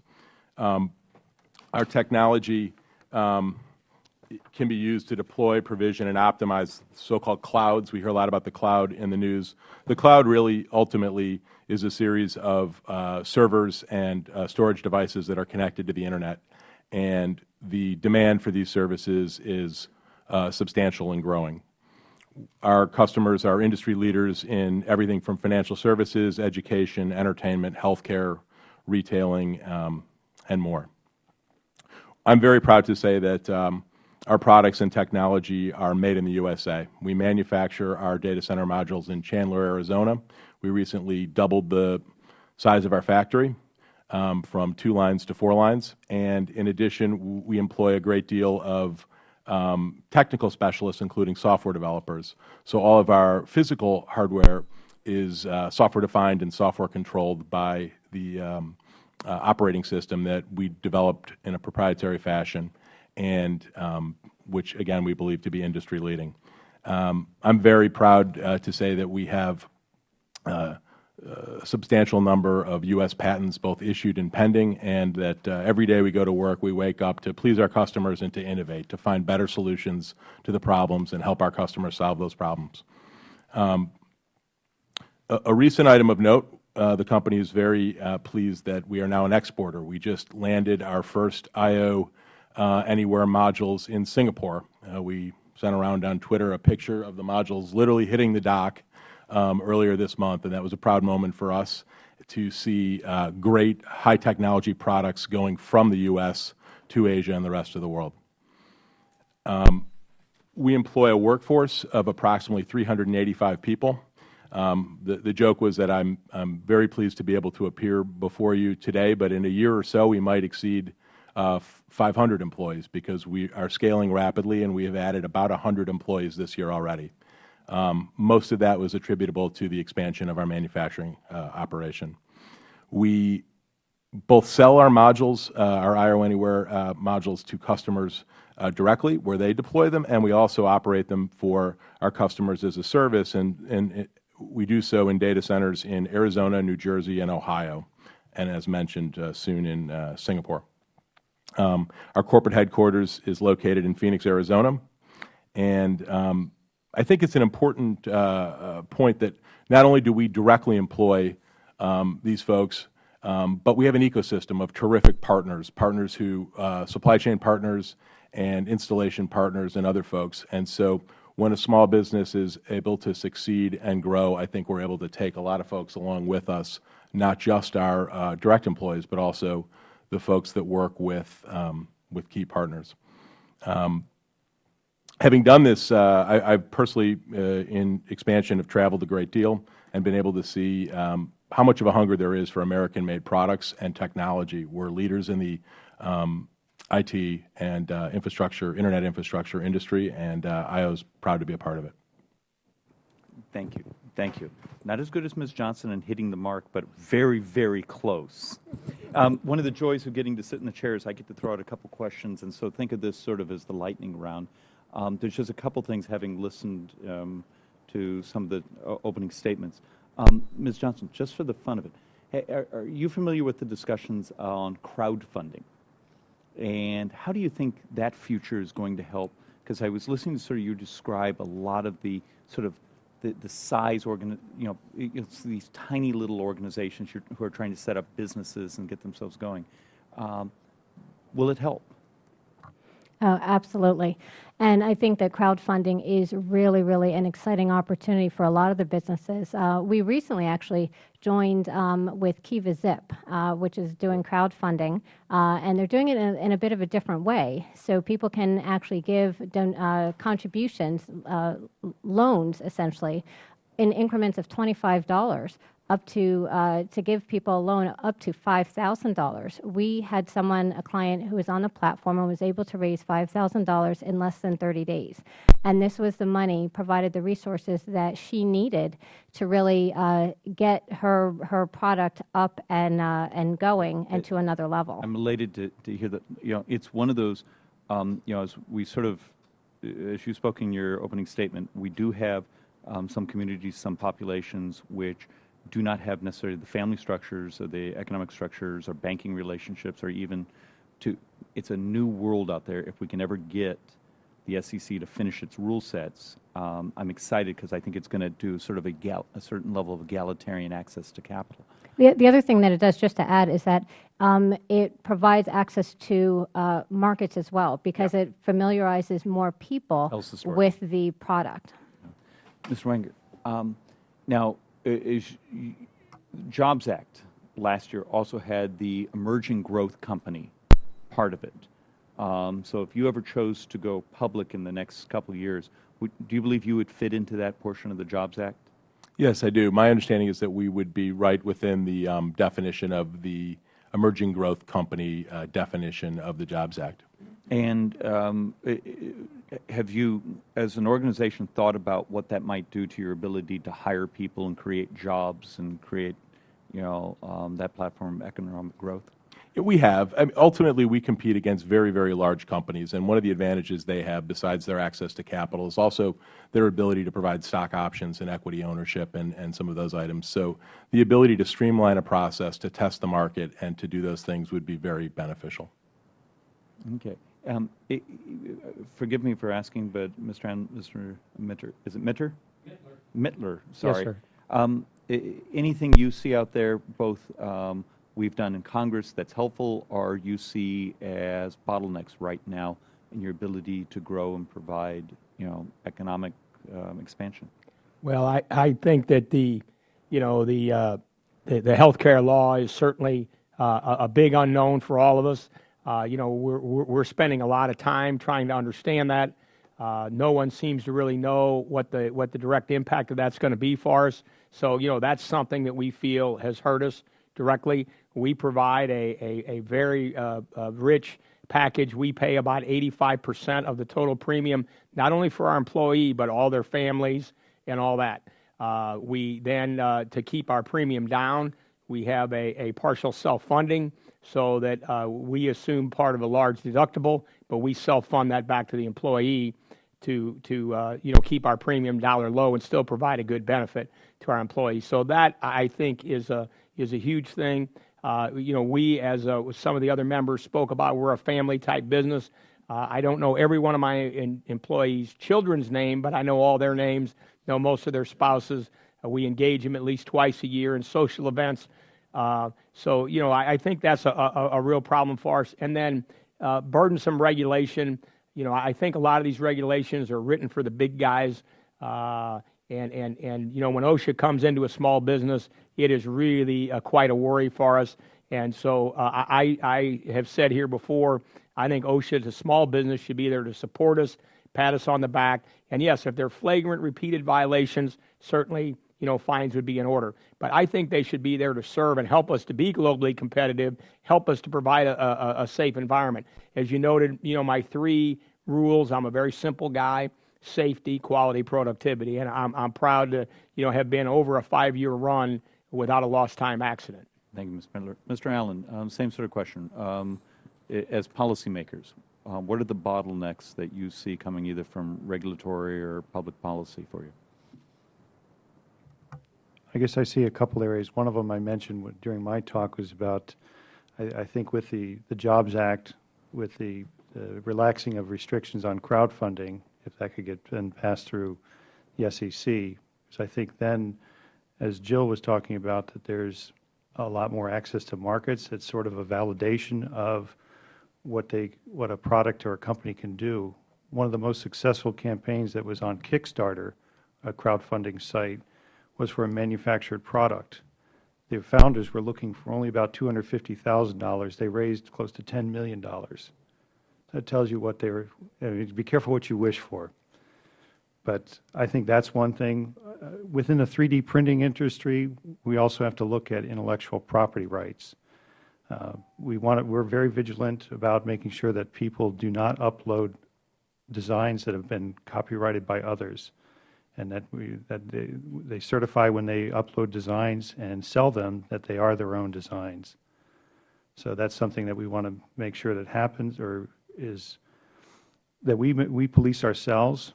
But we're also worried that larger companies may want to shut down companies like ours because they look at us as a repository for designs that could conceivably be, they may think that they're theirs. Interesting.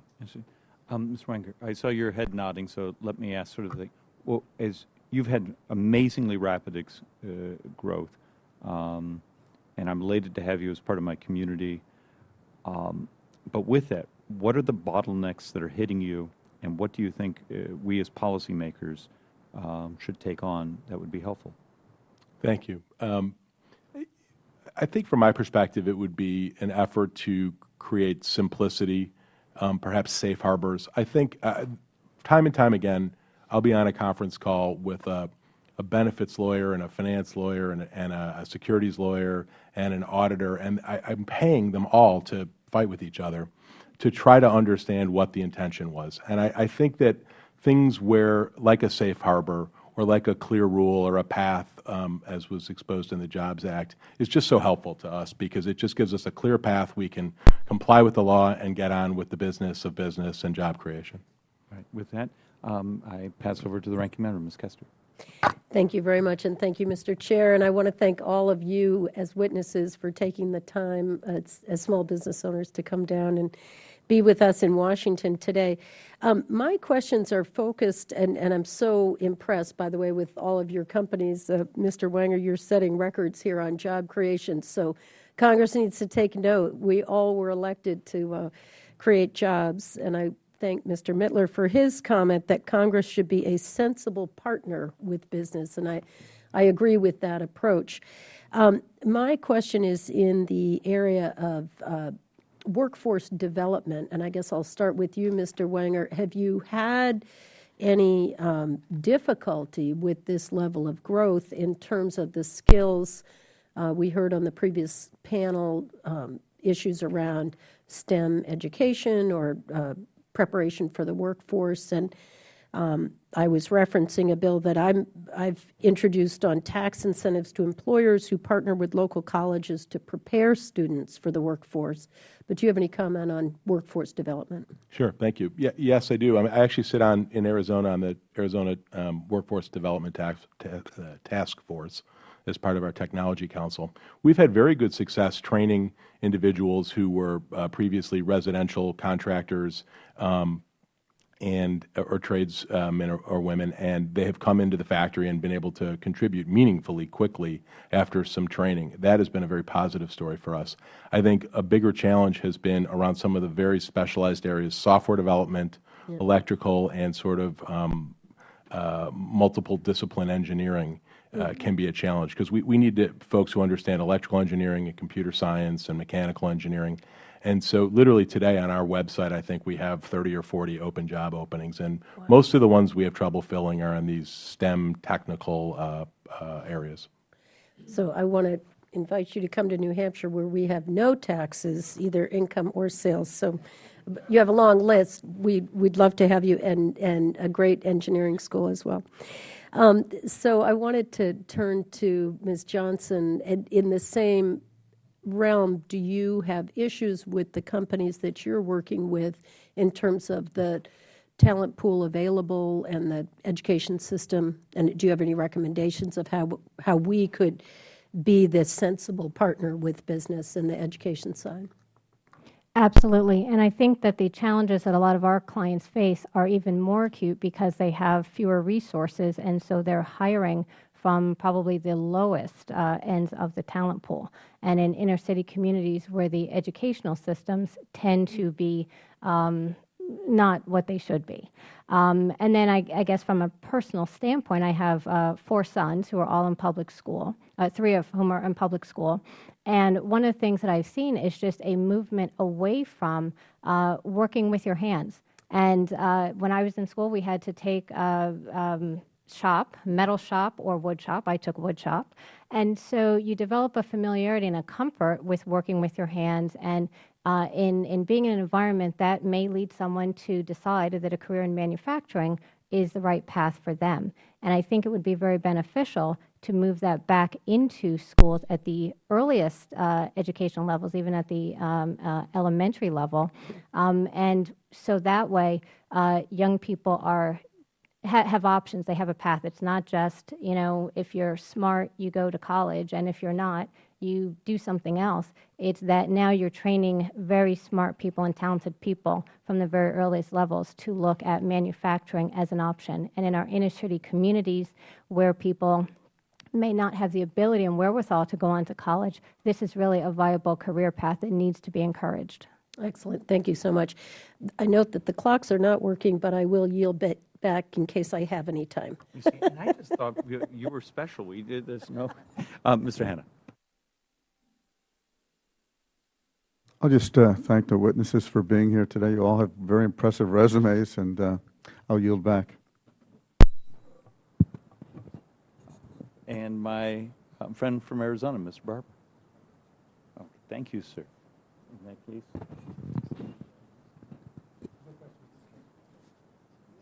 Yes, it's all yours. Does it work? Yeah. Can you hear me all right? Mrs. Johnson, couldn't have came at a more opportunity for me, anyway. I was a vocational teacher and general ed teacher before I came, and in my district, we're really concerned about something you just mentioned regarding apprenticeship programs. I noticed over my tenure as a teacher that the metal shop, the CAD, the wood shop disappeared. And it was a great loss because there's a lot of kids out there wondering what they're going to do, and they have no clue. They're being forced or told to go to college. And also, we have a bunch of veterans coming home from overseas. And having been a veteran, in 2007, I came home. I went to college and, all that. And I found that the best, most therapeutic thing for me was to work with my hands. I took up gardening, and it was very relaxing for me. And within weeks, I was well adjusted and back to, okay. They're going to have some fun with that later, I'm sure. But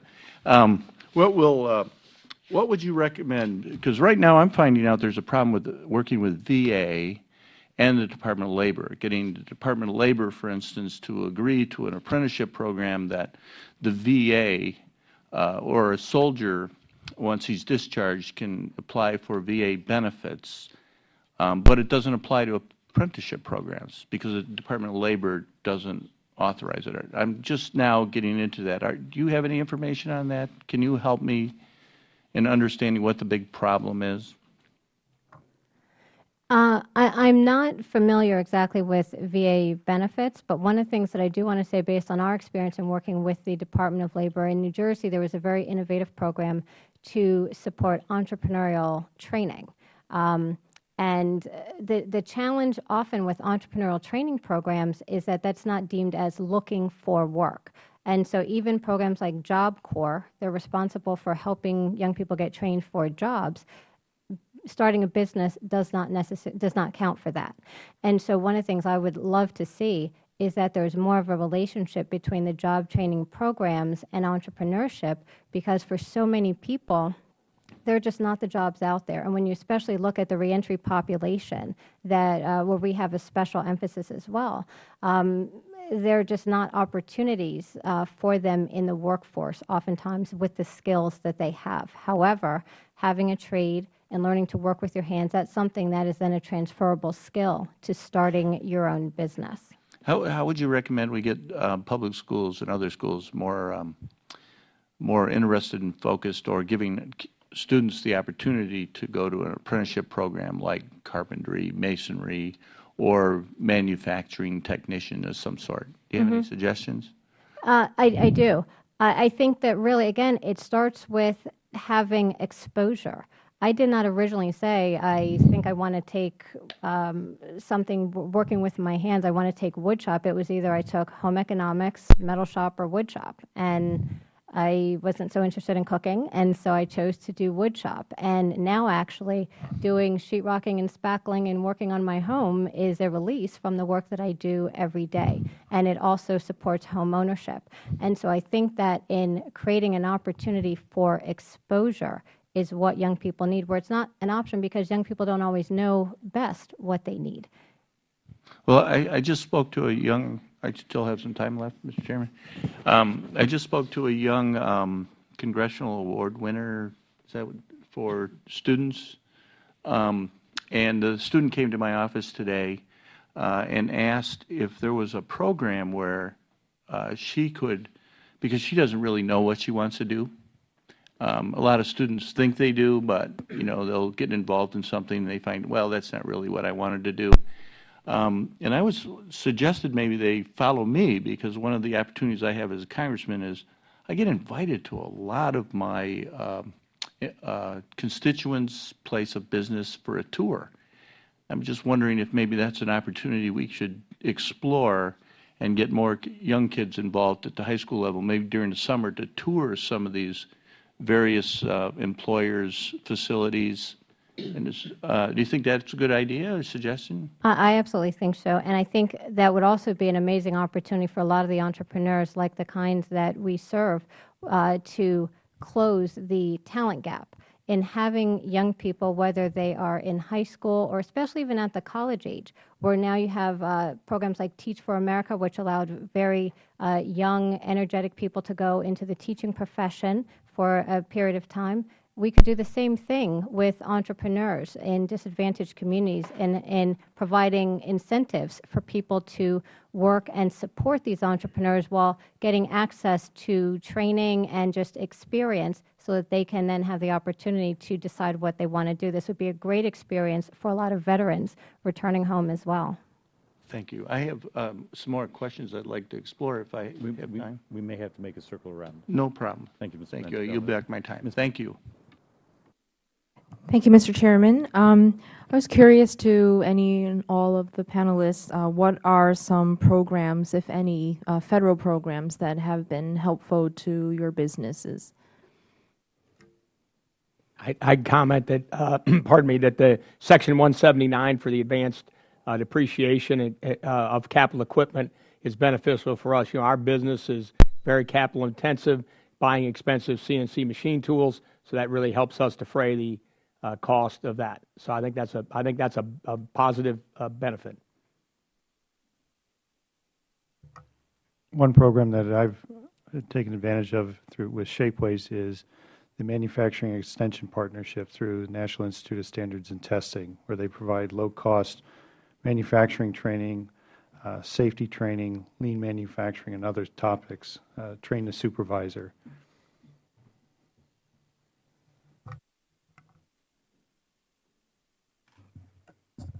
Similarly, the R&D tax credit is of great importance to the manufacturing industry because it provides the ability to invest in innovative research. Currently, America leads the world in groundbreaking R&D, and small companies are prominent in that effort. How, in your view, could the R&D credit be made more business-friendly, and should it be made permanent? I'd like to comment on that again. That exactly parallel with the other. Since we develop our own products, having that R&D tax credit is very important. And I think if that was made permanent, then that would give us a longer range view of developing more and increased products. So I would highly encourage that R&D tax credit be made permanent. You know, every few years we see, are we going to have it? Are we not going to have it? I mean, we move forward the best way we can, and if we benefit, we benefit. But if we knew that was there, and again, that's part of the uncertainty that I spoke of. You know, we're in an uncertain climate. So if we had more certainty, that would make it easier to have a long-term view of developing more and bigger products. Thank you. I yield back. Thank you. Mr. Payne. Thank you, Mr. Chairman. Ms. Johnson, as you know, New Jersey Small Business Development Centers, in conjunction with the SBA and several other organizations in Newark, hosted a series of educational and networking events around entrepreneurial and small businesses this week. During Monday's event, I heard from a young man with interest in 21st century manufacturing opportunities, particularly dealing with technology. Can you speak of the possibilities and opportunities and challenges facing your particular constituency in these efforts? Sure, thank you. I think that the challenges really exist around the three areas that I mentioned in my comments, the access to capital gap being a very large part of that. It's very difficult to get a business started and to scale up, if you will, without the capital necessary to, one, test and do prototypes, and I was discussing that with Jim a little bit earlier, to test and do prototypes, and to be in business long enough for your reality to actually happen. And so I think that one of the challenges with access to capital can be effectively addressed through crowdfunding. I think that will just open a lot of doors and enable people to test concepts in a short order using funding that they're able to raise, not relying just simply on their own means. I think that the other real challenge is just in access to opportunity around contracting. And I think that most of these small businesses with which we deal, which are the very smallest in size, are not able to take advantage of contracting opportunities, as many of them exist, because they're just too small and they don't have the opportunities to scale. And I think, as Mr. Wenger mentioned, in being able to create additional opportunities in utilizing resources that exist and creating an ecosystem so that businesses that may be growing very rapidly, like his company, are able to bring others along by providing contracts. And even if some of the contracts are in catering and janitorial services and other resources that exist or that are required by the ecosystem and in that community, those are ways to create a spillover effect by the growth and success of other businesses. And I think that's especially true in the manufacturing sector. Yeah. And, you know, also we tend to find, I know in the constituency that we serve, bonding in different areas in construction and what have you, not manufacturing, but the capacity for people to be able to afford the bonding that's required has been prohibitive in entrepreneurs moving forward.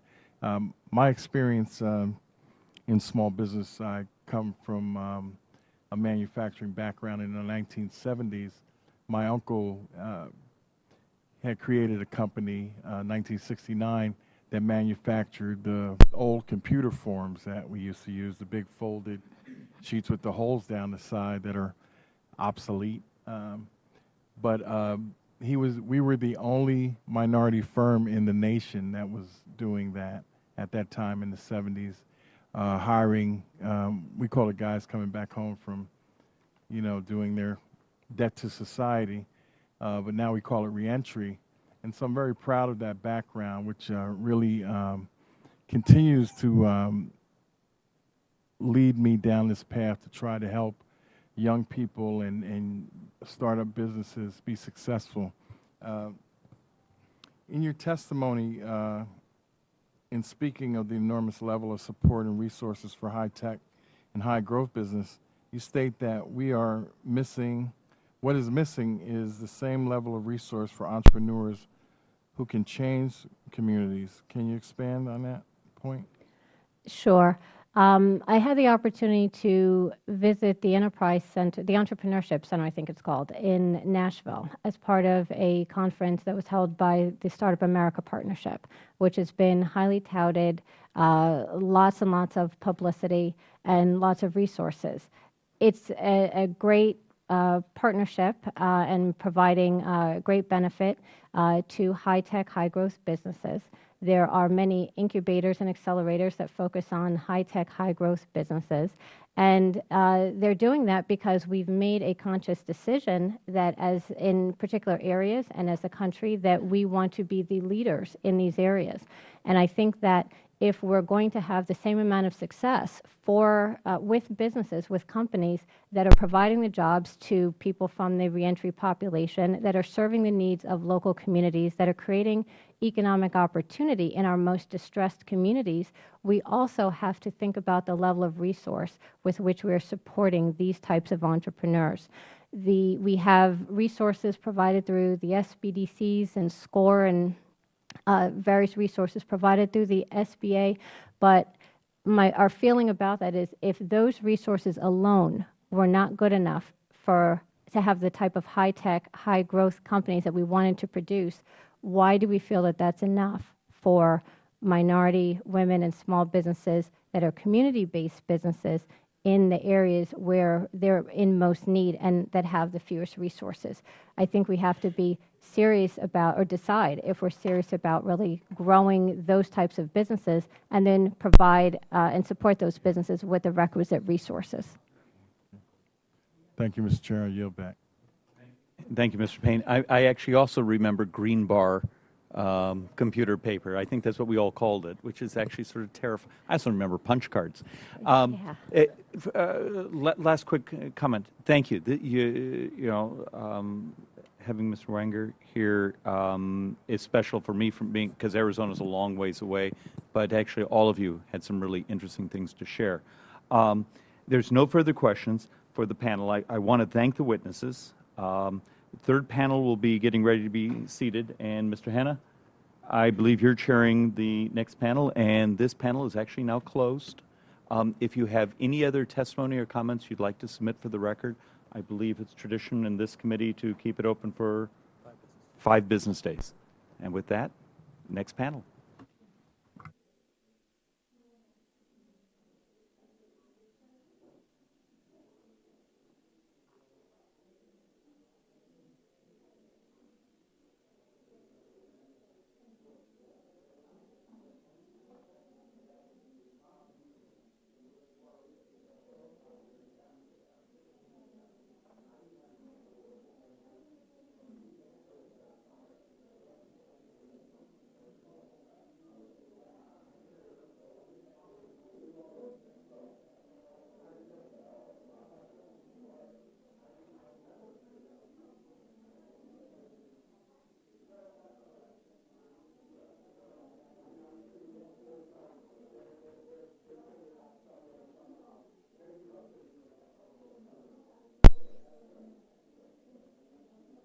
I chuckled when you said that.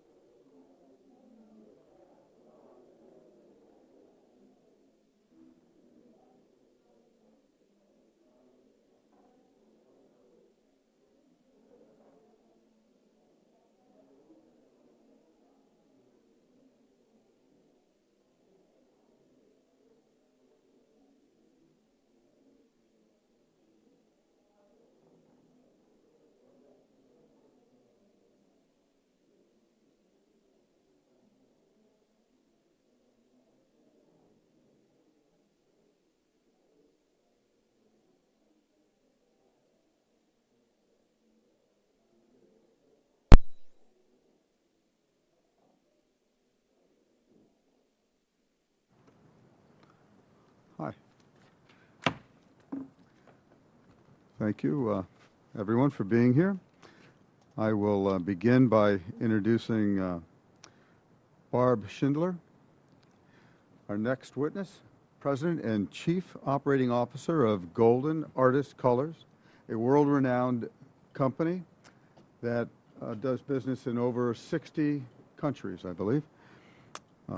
Ms. Schindler joined the company in 1997 as controller and previously served as Chief Financial Officer. Golden Artist Colors is an employee-owned company which began in 1980 in New Berlin, New York, proudly located in my congressional district. The company makes tools and products for artists, including acrylic paints, and provides good jobs in my community. For that, we are all very grateful. Welcome, Ms. Schindler. You may begin. Good afternoon, members of the committee, and thank you, Congressman Hanna, for inviting me to be here today to testify on manufacturing in America. My name is Barbara Schindler, President of Golden Artist Colors.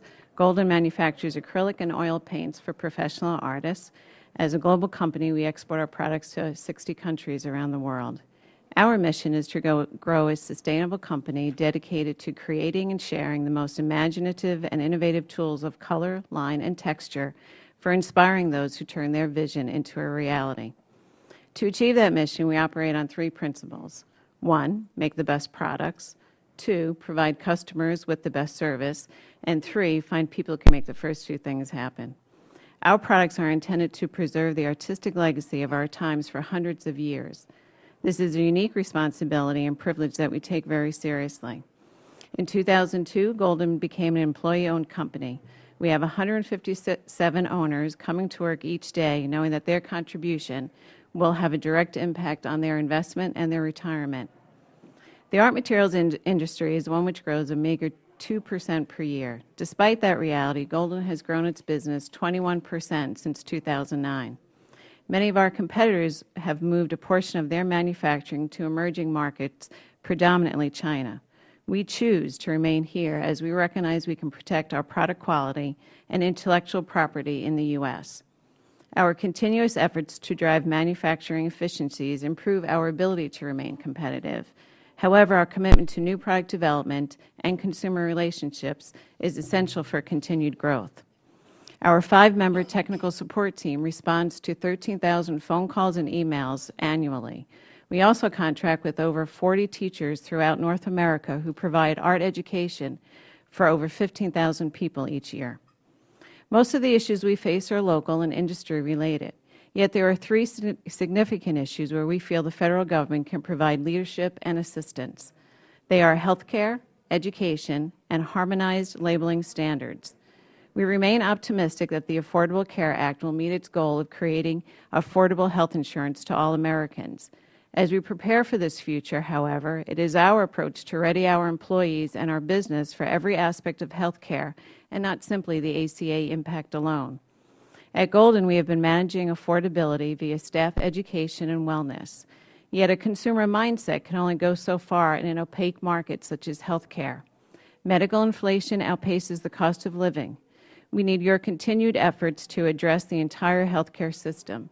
Americans must embrace wellness, and health care providers must place the patient in the center of all they do so that we may once again enjoy the highest quality health care in the world and not simply the highest cost. Secondly, an educated and creative workforce is critical to sustain success in any business. Unfortunately, due to Federal mandates and budget shortfalls, art teachers are being lost in almost every district. We're troubled by the lack of arts education in our schools and believe this is a serious situation that will, in the long run, shrink one of the most significant drivers of American ingenuity and leadership. Finally, we need a harmonized regulatory framework for health and safety labeling of art materials. Applying State of California mandated health warnings to our products, warnings that are deemed appropriate by no other jurisdiction in the world, causes confusion and lost sales not only in the U.S., but in our foreign markets as well. Adoption of the United Nations globally harmonized system of classification and labeling of chemicals as the preemptive standard for consumer products would eliminate these burdensome domestic and international inconsistencies. Golden's future is both positive and sustainable. We will be successful if we are able to maintain and hire an educated and enthusiastic staff. Employee ownership has been a point of difference between us and other employers. Federal support for ESOPs is invaluable for creating workplaces which honor and celebrate its staff. ESOPs are not a cure-all for business success, yet it provides another level of security for employees trying to navigate their future. When employees are treated like owners, they act like owners. Thank you again for the privilege to address this committee.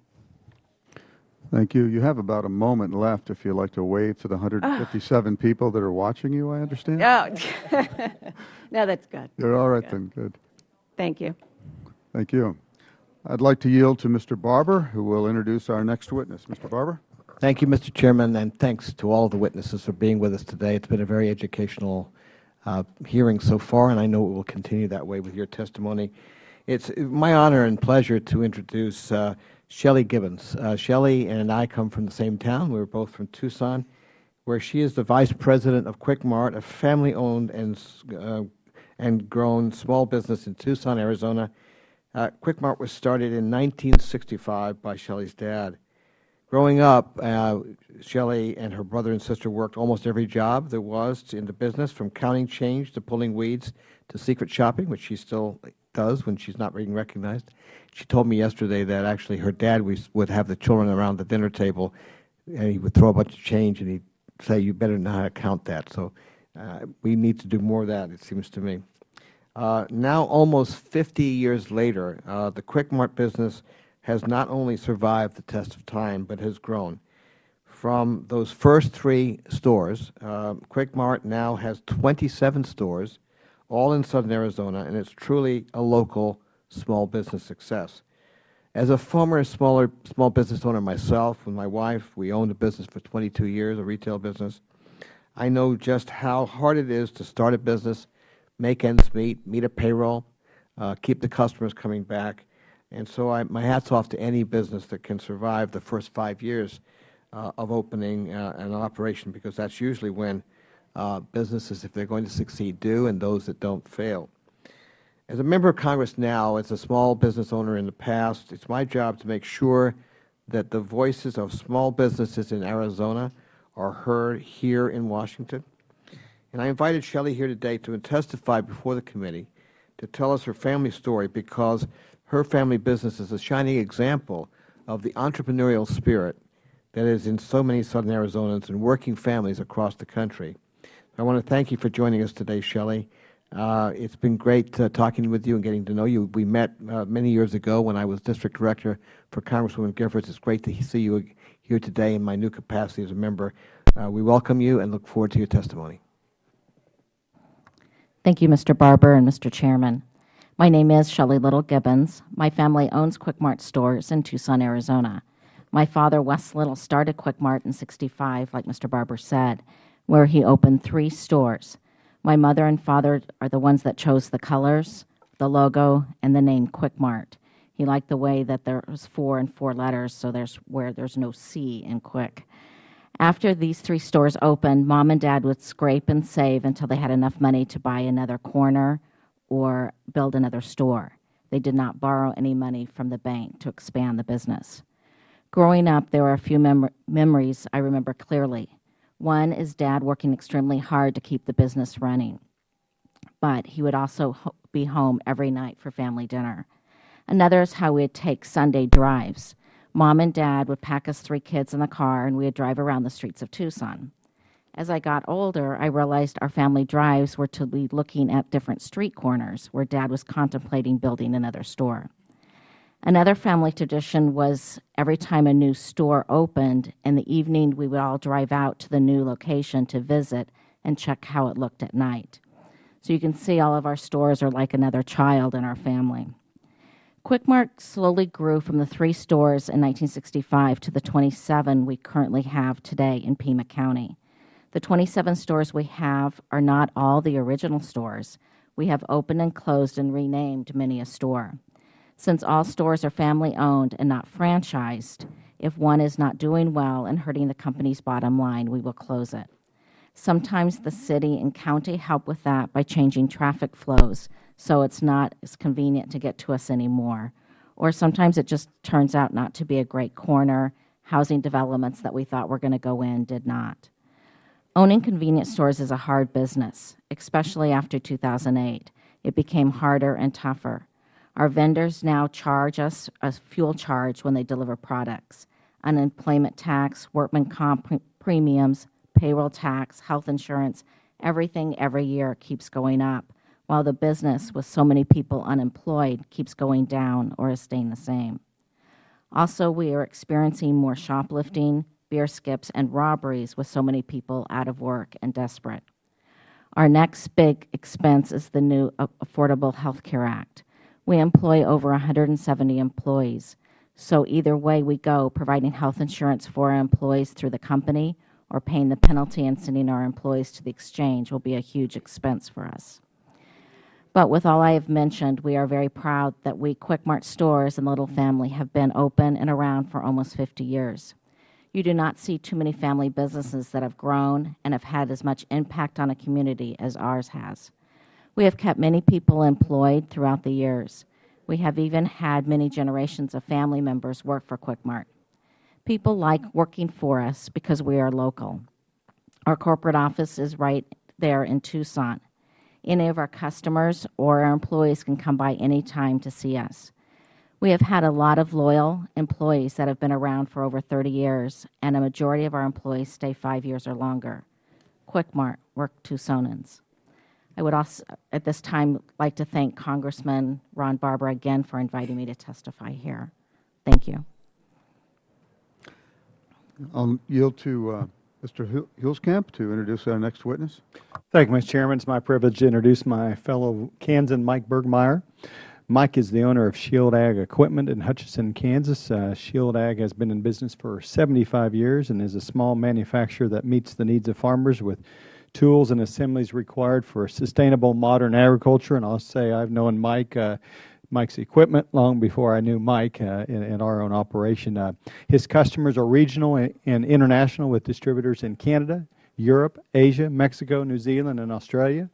Mike currently employs 44 full-time and 5 to 6 seasonal part-time employees. Mike is a graduate of 2 outstanding universities, Kansas State and Wichita State. He also served his community for 8 years on the local school board. Mike and his wife Angie are parents of 6 children and reside outside of Hutchinson. And I welcome him to Washington to share his testimony today, and thank you for being here and joining us today, Mike. Thank you, Representative Hulskamp. My name is Mike Bergmeyer. My wife Angie and I own Shield Agricultural Equipment in South Hutchinson, Kansas. The economy of the United States was built around the 3 super sectors that create wealth: mining, agriculture, and manufacturing. I'm proud to own a small business within manufacturing in direct service to agriculture. The only way to create wealth is to create it out of something tangible, hard, growable, or renewable. When a president or a politician from either party starts talking about creating jobs, I worry, because government spending does not create wealth for the human race. And the more jobs balance shifts away from the big 3, the poorer we become as a nation. That's why I'm here today, for my children, not for me, to tell you why my children might not have the same opportunities I did to own a business and employ people. With all respect, please allow me the time to discuss these government functions that inhibit the ability for me to grow my business. And you'll see the danger down the road for my children. It's difficult for most politicians and business leaders to pin down overregulation. It just seems there are no specifics, just talk about there being too many. I liken these government regulations to the eastern red cedar tree. Cedar trees supply windbreaks and shelter for farms and domestic and wild animals where I live. Having more of them seems to be a good thing. I have plenty of cedar trees. The problem is that one cedar tree left unattended becomes about a dozen within a year, and then 100 within a few years, and 1,000 within a decade. And you get to the point where you can't grow or maintain your farm and ranch your livestock. The blue stem quits growing because the cedar trees suck up all the resources. You have to spray more invasive weeds because they'll grow where the grass won't. And you look back on it and say, where did all these cedar trees come from? And you can't pick out any one cedar tree that's the culprit. The only real option is to get out the chainsaw and cut down as many as you can without much regard for the good trees or the bad trees, because my quarter of grassland became dysfunctional and I had to do something.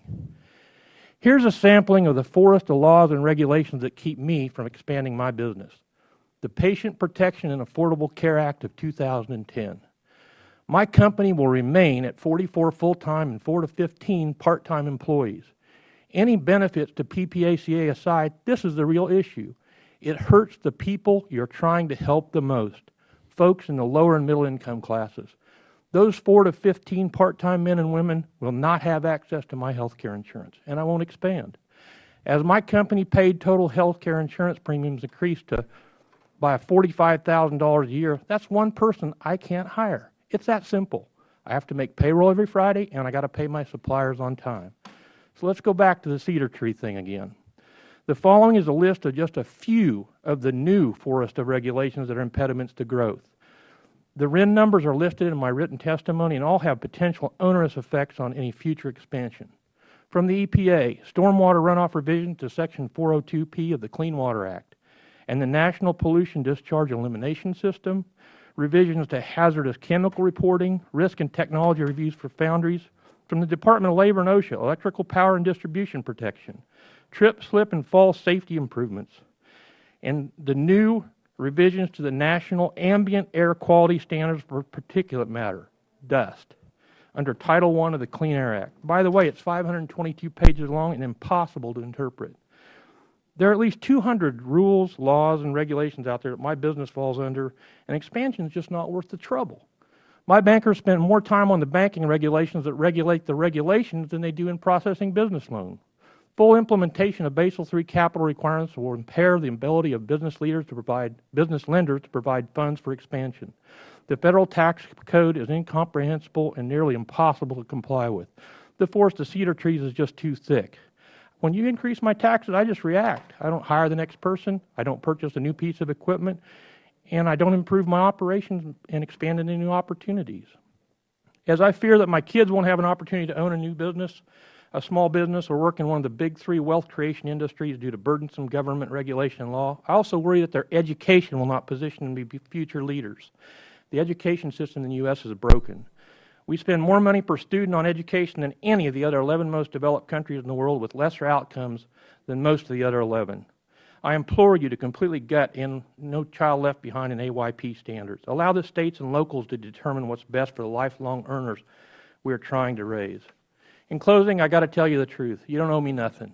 I was born with nothing, raised in a great family environment, educated at a small rural school, and I graduated from the finest land-grant university in the United States in '83, and I moved to Hutch with nothing but a college degree from Kansas State and a used pickup truck.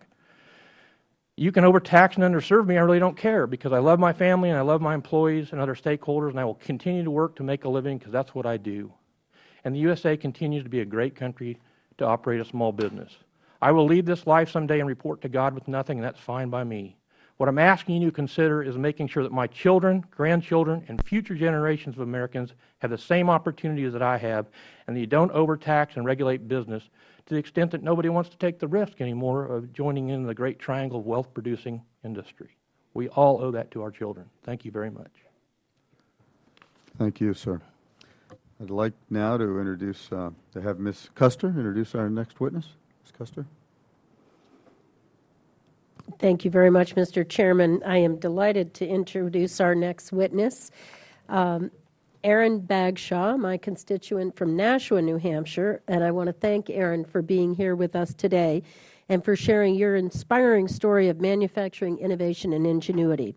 It's my pleasure to introduce Aaron, who is the president of W.H. Bagshaw Company, a pin manufacturer in my congressional district in Nashua, New Hampshire.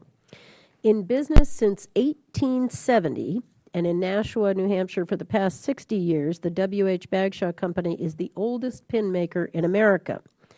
A small family-run business, Bagshaw has adapted to the times and now manufactures products for the medical, aerospace, defense, and high-tech industries. I also want to note that Mr. Bagshaw works in a fifth-generation company. Aaron and his wife, Adria, were kind enough to host me and Congressman Hoyer in their factory earlier this year to discuss the importance of American manufacturing. I'm thrilled to return the favor and give Aaron the opportunity to discuss his company's success story. And with that, I recognize Mr. Bagshaw so he may address the committee. Good afternoon. Thank you to the committee. Appreciate the opportunity. Representative Custer, thank you very much for the invitation to speak to you all today. As a small business owner, it is so encouraging to know that our voices are being heard, and that small business and manufacturing in particular is such a priority to our delegation. Representative Custer has been to our factory, like she said, on 2 visits now, once as a candidate, and more recently, like she said, with Steny Hoyer. My name, Aaron Bagshaw. I'm president of the W.H. Bagshaw Company in Nashua, New Hampshire, a 5th-generation pin manufacturing business. After combing through our records recently, I have discovered that we have manufactured and shipped, since our inception 143 years ago, almost 42 million pounds of pins to happy customers all over the world. Amazingly, this would be enough steel to build the Chrysler Building in New York City. My great-great-grandfather started manufacturing pointed pins for the textile industry in 1870. In the 1920s, we were the only and original manufacturer of Brilliantone phonograph needles. We still manufacture textile and phonograph pins today, as well as more modern products that are in higher demand. The life cycle of the pin, to me, and probably to some engineers out there, is baffling. If any engineers are listening right now, I would like to share this information with you. We still manufacture and sell the same product we manufactured 143 years ago. However, over the years, we obviously had to adapt, update, and change not only what we sell, but how we manufacture it. We're now making complex machined components for high-tech applications using advanced machinery. Our pin-making machines are modeled after Leonardo da Vinci's grinding concepts. We are a living, breathing showcase of where the Industrial Revolution meets the digital revolution. We have machines that can make millions of pins per week, and we have state-of-the-art machines that can make incredibly complex components. Often in my tours of our facility, I will say that our older machines can make a lot of pins fast. I liken our story to what Henry Ford described as you can have any color you want as long as it's black. You can have a pin, you can have any pin you want as long as it's black, as long as it looks like a pin that we've manufactured before. Textbook Industrial Revolution. Next on the tour, I would show you our computer-controlled machines that are making parts unattended. We download a computer program into the machine wirelessly or directly from a laptop. With setup assistance of an operator, the machine manufactures complex components. Textbook Digital Revolution, all under one roof. When people learn about our business, after the obvious question, what do you mean pins, we are asked, how have you managed to stay in business so many years? Our magic formula seems to be having this incredible legacy and foundation partnered with lots of mojo and a fresh approach to marketing and to management. As well, we like to say we're a 143-year-old startup. Our core values are family, a make-it-happen approach, empowerment, courage, and perseverance. The story of our family business truly is one of courage and perseverance. Through the years, we have weathered several wars, obviously, a depression and the recent recession. 10 years ago, we made a courageous decision to branch out into new markets, investing in CNC machines. CNC stands for Computer Numeric Controls, which means that they're programmable machines. One operator can run several machines at one time. These machines have allowed us to produce pins that are much more complex for the aerospace and high-tech industries. Several years ago, my wife and I made another courageous decision. We purchased a controlling interest in the business to secure the business for future generations. As with most businesses, we're concerned about the economy, health care, and energy costs, but our most important resource is our labor force, and a big challenge for us is access to skilled labor. There is a shortage in our area of machinists who are skilled at running these types of machines. In some cases, we've been able to bring in entry-level employees and train them. We're working with our local community college to bridge some of the gaps in their skill levels so we can accelerate their learning. We were excited to learn that a federal grant allowed for a major upgrade to the equipment in their machining lab. Having these partnerships with community colleges will be effective for the continual development of our workforce. While a large corporation can hire someone to focus on workforce development and educational outreach, a small business like ours does not have that resource. We've taken advantage of lean manufacturing courses in our state, NETAC programs, export assistance through the U.S. Department of Commerce, and business advising from our New Hampshire Small Business Development Center. The trade adjustment assistance for firms has also been very beneficial. Support like this is critical to small businesses like ours. We often say if you think a pin is just a pin, you don't get the point. We have survived for 143 years on grit, determination, fortitude, and a bit of luck. From Da Vinci to Ford to the digital revolution, we as a company need and will continue to need the skills that stem directly from the fields of science, technology, engineering, and math. Our story does not end here.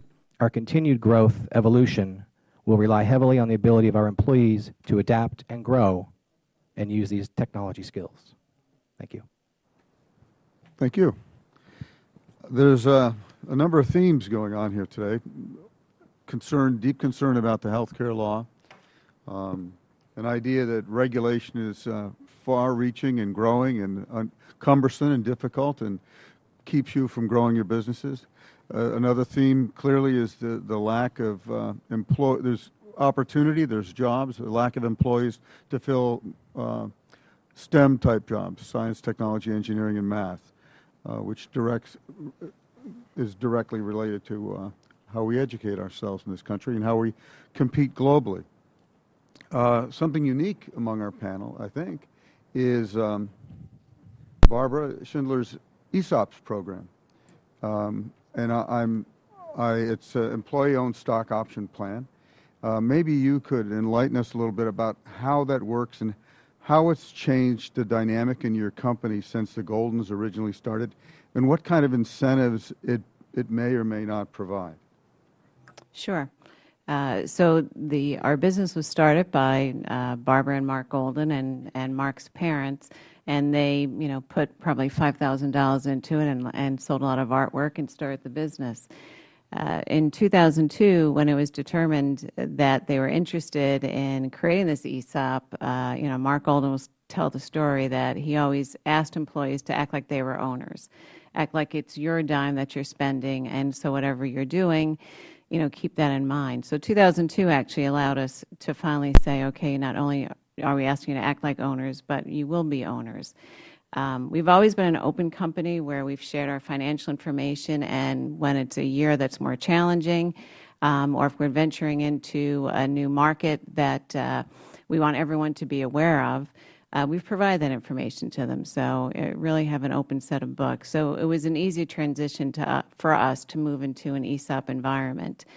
We continue to educate them on what evaluation, how that happens, what happens when you take on debt, what does that do to your valuation. So we continue to educate our staff on the meaning of it.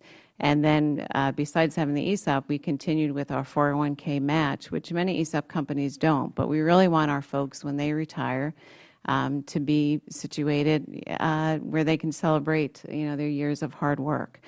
So the ESOP, people know. I had our electrical guy, so our electrician. He was at the point in his career where he's over 55, and he's been in the plan for 10 years, and he could diversify. It's one of the rules around ESOP to protect your interests. So he could actually take 25% of the monies of his shares in the ESOP and convert it and put it in his 401k or another investment. And he said to me, Barb, I know what we're doing. I have no idea what any other company is doing. And I said, well, that's right. He said, I'm comfortable leaving my money here. And I said, it's your choice. Do what you need to do. But that's the feeling, the sentiment that it brings. So it's a great avenue. The owners, they wanted to really give back to the arts, and so they created an artist in residency program. And that's what having the money out of the company and into their hands enabled them to do. So it's a win all around. Thank you. Ms. Custer? Thank you very much, Mr. Chairman, and thank you, Ms. Schindler, for sharing that story with us. One of the most successful companies that I have visited on this Congress at Your Company tour, I've visited 17 small companies now, and one of them has an ESOP.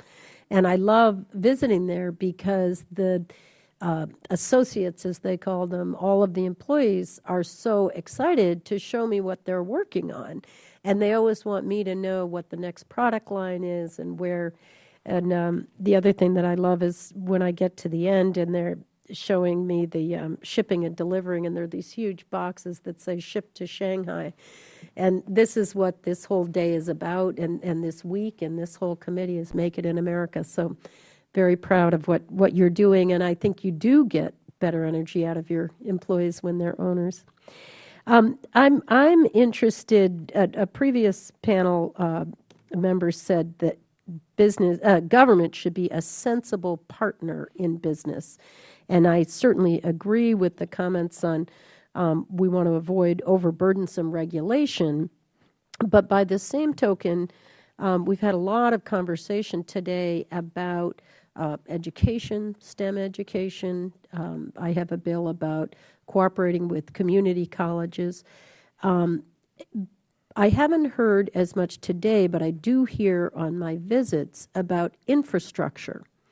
And I'm going to guess that your companies are not going out building the highways and the bridges to get your employees to your plants and get your products to market. And so I'd love to hear your comments on what the government can do to provide you with the infrastructure that you need, and it may be telecommunications, but getting your products to market. If you could comment on that, I'd be interested. Mr. Bergmeyer, did you have any comments? Well, we pay taxes for the roads, and so I kind of expect that out of my government. That's part of the taxation I pay on diesel fuel and gasoline. And so, of course, infrastructure is the way to improve the economy because you can flow goods quicker. But with regards to any special programs, I already feel like it's the government's job to do that because I'm paying the taxes for that to happen. And have you had any issues that all the other panelists have discussed, STEM education, difficulty in hiring in this new technological environment that we're in? Or have you had any issues about hiring? My shop's pretty simple. We're a modern shop with modern equipment and CNC equipment, but we're still a blacksmith shop. And we hire people who have skills. We're in a rural area, so in general we can get people with physical skills to come to work. I do work with the Kansas Workforce One development program. In working with their directors, you have to bring them aside, but they'll tell me the truth, that they can't get people to apply because they make $11.45 an hour on a 40-hour week sitting at home. Because of SNAP programs and other welfare programs and social programs, those people can't recruit people to their programs to be trained to go into the Kansas workforce because they make more money sitting at home. Mr. Bagshot, do you want to comment on your experience with the community colleges and training, and maybe comment on the wages, if that's the issue, what the wages are for manufacturing in New Hampshire? I know we have a 5.3% unemployment. Yeah. So most people in New Hampshire are employed. We don't have the situation you're describing in Kansas where maybe the benefits are far more generous than they are in New Hampshire. No, we're understanding right now that with our local community college that they're going to be receiving, or they have received, a grant for a machine that is representative of the machines that we use in our facility, which will be absolutely dynamite for us. We are ready to hire people and put them into positions now. The issues that we have is that when we do hire people, usually we're training them for 6 months, 7 months, 8 months. It takes them probably a year before they're really contributing to the team. So that's the battle that we have. So with the community college and partnering with them, hopefully we can reduce that time frame. And if I could just very briefly, with my 1 second left, what's the average hourly wage of the incoming employees? I think they could be making $20 an hour when they're coming out of that community college. Right, yeah. Right. Thank you very much. Mr. Yuleskamp? Thank you, Mr. Chairman. I appreciate the opportunity to ask a few questions, and Certainly appreciate testimony from Mr. Bergmeyer. And we were talking, and generally the hearing theme is made in the U.S., and I know Mike exports all around the world, multiple cases. Tell me how, as American manufacturing with other folks are trying to shed jobs overseas, how are you able to compete in a multitude of countries and get that done? Well, what Shield Ag's done, you can see we're 75 years old, but in the last 10 years we've reinvented ourselves to really focus on sustainable agriculture. That's a more sustainable footprint and the ability for underdeveloped countries to grow their own food. And by doing that, we've positioned some of our products so that countries other than the United States that want access to U.S. agricultural technology come and find us. And that's where we've been successful in our export markets. Okay, fantastic. Describe a little more. You had, I think, 7 different regulations you'd identified, and can you pick one of them out? And for those of us not in the business, say, hey, this is what it's doing to me. I picked the ones that are impediments to me putting up more plant property and equipment by looking at which ones I would have to file paperwork on. And remember, big companies will complain about this stuff too, but it's just me and some great managers making payroll every Friday. So if I want to put up 2,000, 3,000, 5,000 square feet, I got a lot of stuff to do.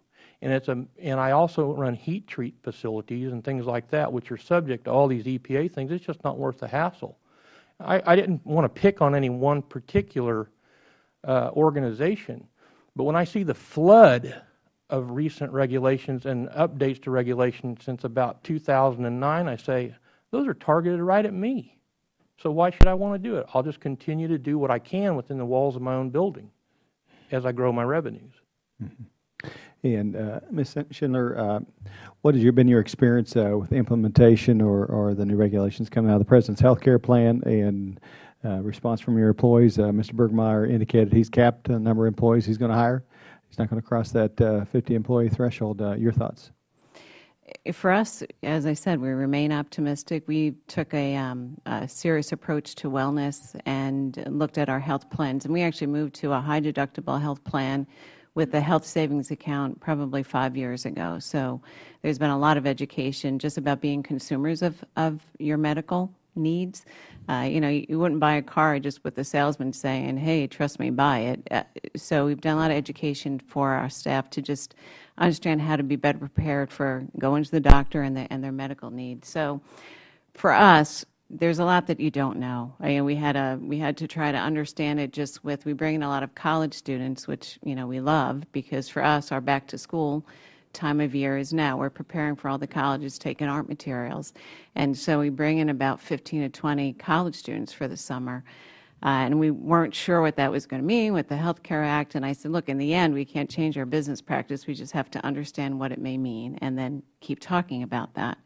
I think for us, as we understand it, I know that this year our renewal, there's a 5% increase that we're going to have to bear just because of the Act. But we strive to say, okay, there's a challenge. I have the same challenges with raw materials. I have the same challenges with all the different markets and trying to figure out who's the best partner to be able to sell to that consumer and understand the consumer in that market. And so our approach is really to say, well, with this opportunity, how can I increase more business? So we're always looking at growing the revenue side because we have these challenges. So that's how we're approaching it. We do understand the theory behind it, and we do believe that everyone needs to have health insurance. How it's going to pan out, we hope that dialogue continues so that you can ask us for that feedback. So, but there's a lot that's not, you know, there's a lot that you're still developing. And we realize we have to partner in that development. Yeah, and as was reported, I think yesterday or maybe even today, that the January 1st deadline, the regulations are behind schedule, and there's some things you don't know today, and maybe won't even know when on the deadline January 1st. So I appreciate the testimony. I yield back, Mr. Chairman. Mr. Barber. Well, thank you, Mr. Chairman, and thank you again to all of the witnesses. I think your testimony has been excellent, and you've made a number of points that I think we all need to take to heart. You need to know you have allies on this committee, on both sides of the aisle. We wouldn't be here if we weren't interested in helping small businesses thrive. and not only survive but thrive, because we know, all of us, that 70% of this economy is in your hands, in the hands of many other people in this country who run small businesses and run into all of the problems that you've talked about today.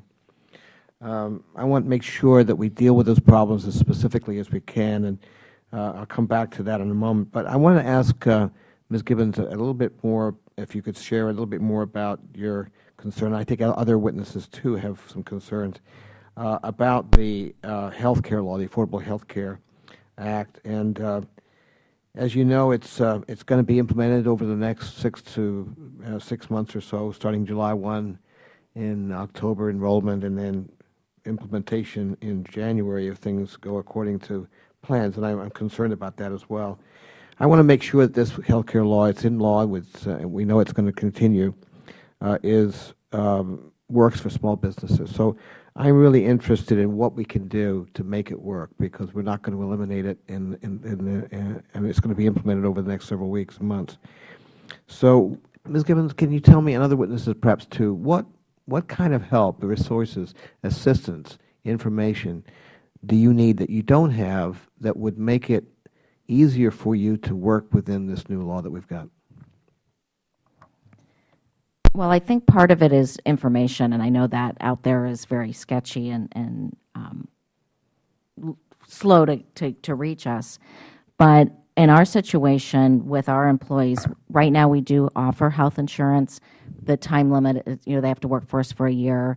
The type of employees we have, of course, are undereducated, lower income employees. And so what we are struggling with is sending our employees to the exchange from the research, and having them take advantage of the subsidies seems like the best way for them to get affordable health insurance.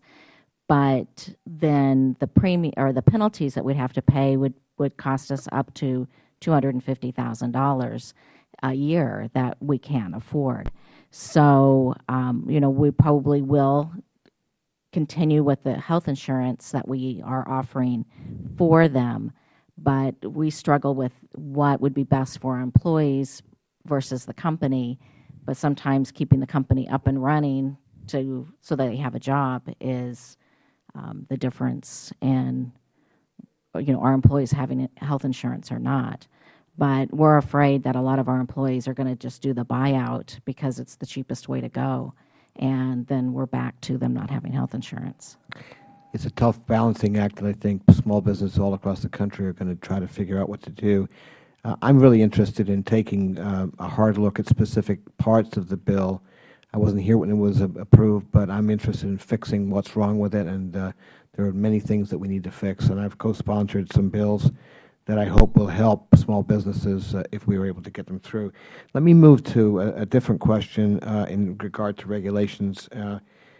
We hear a lot here in these hearings how businesses, small businesses, struggle with bureaucracy and red tape, and we need to make government work better for small business. I think that sometimes it's about getting out of the way, and certainly it's about removing things that are burdensome, and certainly even the tax code is problematic for businesses and individuals. We need to fix that as well.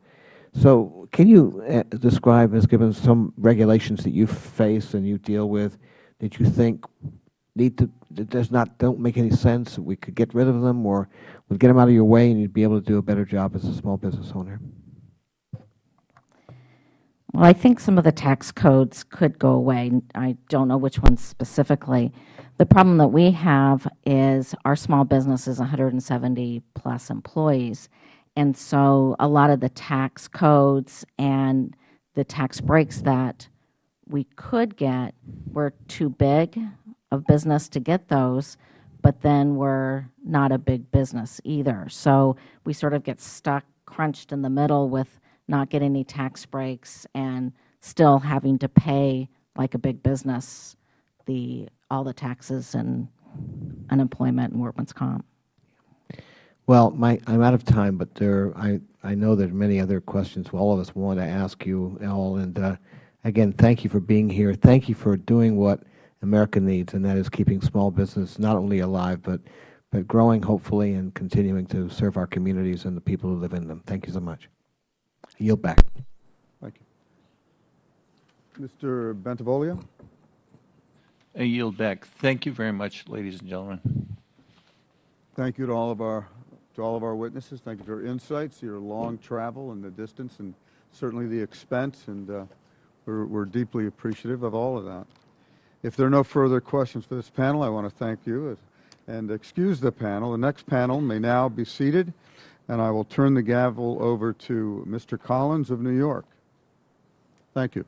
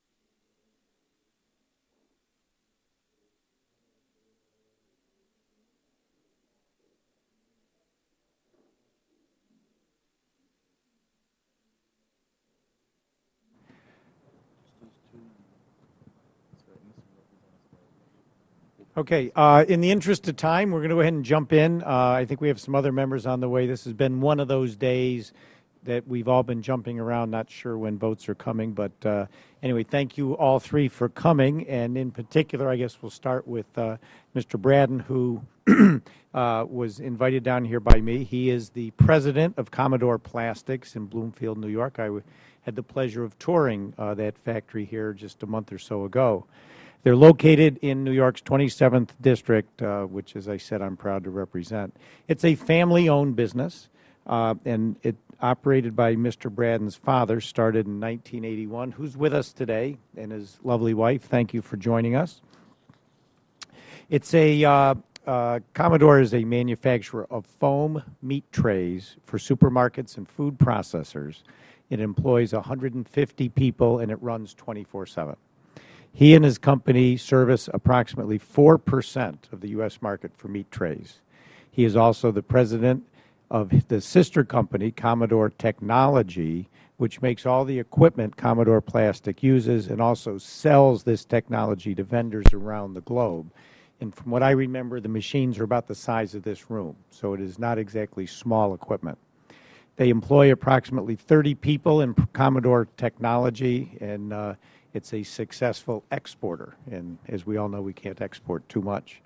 I want to thank Mr. Braden for traveling to Washington with the family to share with us the success of his business and what this committee and the Federal Government can do to help him and his business grow, expand, and succeed. Thank you. Thank you very much for the introduction. Thank you for having me. I submitted a report here that's, I think, better to read, or better for you to read than for me to read. And so I'm going to go a little unscripted here and just kind of touch on what our story is. I don't need to read that. I know that one pretty well.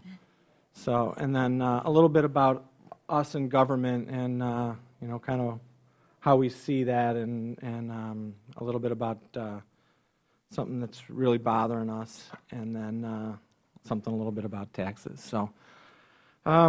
My father started the business in 1981. He was working for Mobile Chemical as a process engineer, and he was watching them put foam lines in. They'd put a line in and it would be full, and they'd put another one in and it would be full, and he thought, geez, I can do this. I know how to do it. I'm doing it.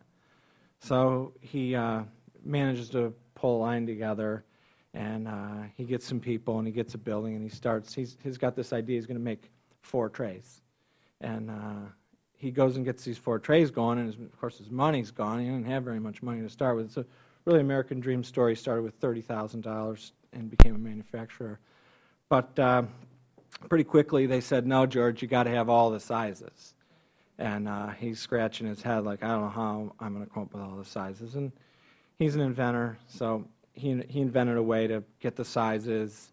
He introduced some colors, and eventually he did get some business. And so far into that business, after about 10 years, pretty successful, and then the plant burns down. And so it's reset button, and we're beginning kind of all over again. But during this process, he found a customer that was Pepperidge Farms, and they had a extrusion line, and they didn't want to run it anymore. They decided that being vertically integrated, making your own foam trays, didn't make a lot of sense. And so he got some new equipment, new used equipment, and a customer at the same time. And what happened was he realized that the manufacturing footprint that they had for this little teeny operation was the manufacturing footprint that he needed. And so we're a teeny little player in a great big market, and we survive because we have this other footprint. And we build all of our own equipment. That's what Commodore Technology does. And so we're the only ones with it. And all the other competitors in the U.S., they're big. They don't want that manufacturing footprint because they're big. And so that's kind of how we're able to survive. So one of the things, I guess, that's we don't really consider ourselves a small business anymore, because we're not finding ourselves having to do, I don't have to do everything myself anymore. George doesn't have to do everything himself anymore. And when he did, that's when we considered ourselves to be small. And when we did have to do everything ourselves, that's when the regulations are tough. Right now, I look at OSHA as that's the guide on how to be safe. Just follow that guide, and you'll be safe. It's a law of cause and effect. It's perfect. We couldn't think of those rules ourselves. It works good. We had some of these regulations that we've had some issues with. We had an issue with not knowing a law existed. There was a chemical bulk storage law that existed that we didn't know existed. We figured out that it existed, but by the time we had a program in place, we had a visit. Had the wrong program, had a pretty good sized fine there. We had most recently, we had some building code problems. We had a building that we've been occupying since '94, and we find out from the fire chief that we don't meet these guidelines and we have to move. Well, we really did meet the code, and fortunately we were able to find an architect, and we swung around that curveball. And so when it comes to the Affordable Care Act, I think we should talk about that just for a minute. Mostly what we're finding out and what we're learning is that we meet these requirements with what we offer today. The thing that we're most concerned about is the affordability provision. And this year it's okay. It's, we have maybe a slight change that will be needed. But next year it changes pretty dramatically, and we just don't know kind of where that's going to come from and what that's going to mean to us. Geez, I already went over on time. You guys don't mind. There's a couple of things in that I outlined about some of the other regulations that you never think about. Audits on 401ks, a workman's comp that we had where we were sued by New York State and we lost. We were part of a pool. I'll explain a little bit about that. The one thing I say about taxes here is I'm told that there's loopholes in taxes, but they don't apply to us. I don't know what they are. If they do exist, they certainly don't apply to us. We feels like we pay taxes, and they feel like they're pretty significant. And when you do pay a lot of taxes, it's difficult to reinvest, right? Because you pay the taxes, you pay yourself, and the other thing that happens a little bit to me personally right now is we're an S corp, so the company's profits are coming through our owners. So my income tax I look like this on paper, right? But I get paid somewhere like this, right? So I'm not eligible for financial aid for my kids to go to college. So I better make sure that I save some money. The thing I'm going to jump to the thing that's really bothering us, and that's what's going on with some product bans. And right now there's some product bans on foam hinge lid containers, and they're mostly going on in California, and they're mostly being done by individual cities. But just recently, Mayor Bloomberg proposed a ban on styrofoam, and it's not really. Styrofoam's a trade name of Dow. It's really called polystyrene foam trays, and that's what we make. And so we're super concerned about this attitude, and it's really not based on something that's it's not real. There's a perception that this stuff is bad for the environment, but the reality is that it's not. And it's taking just a little bit of plastic and making a lot of products. We're foaming plastic, like in the bathroom when you foam soap and use a little teeny bit of soap and you get a lot of soap. It's a little bit of the same thing.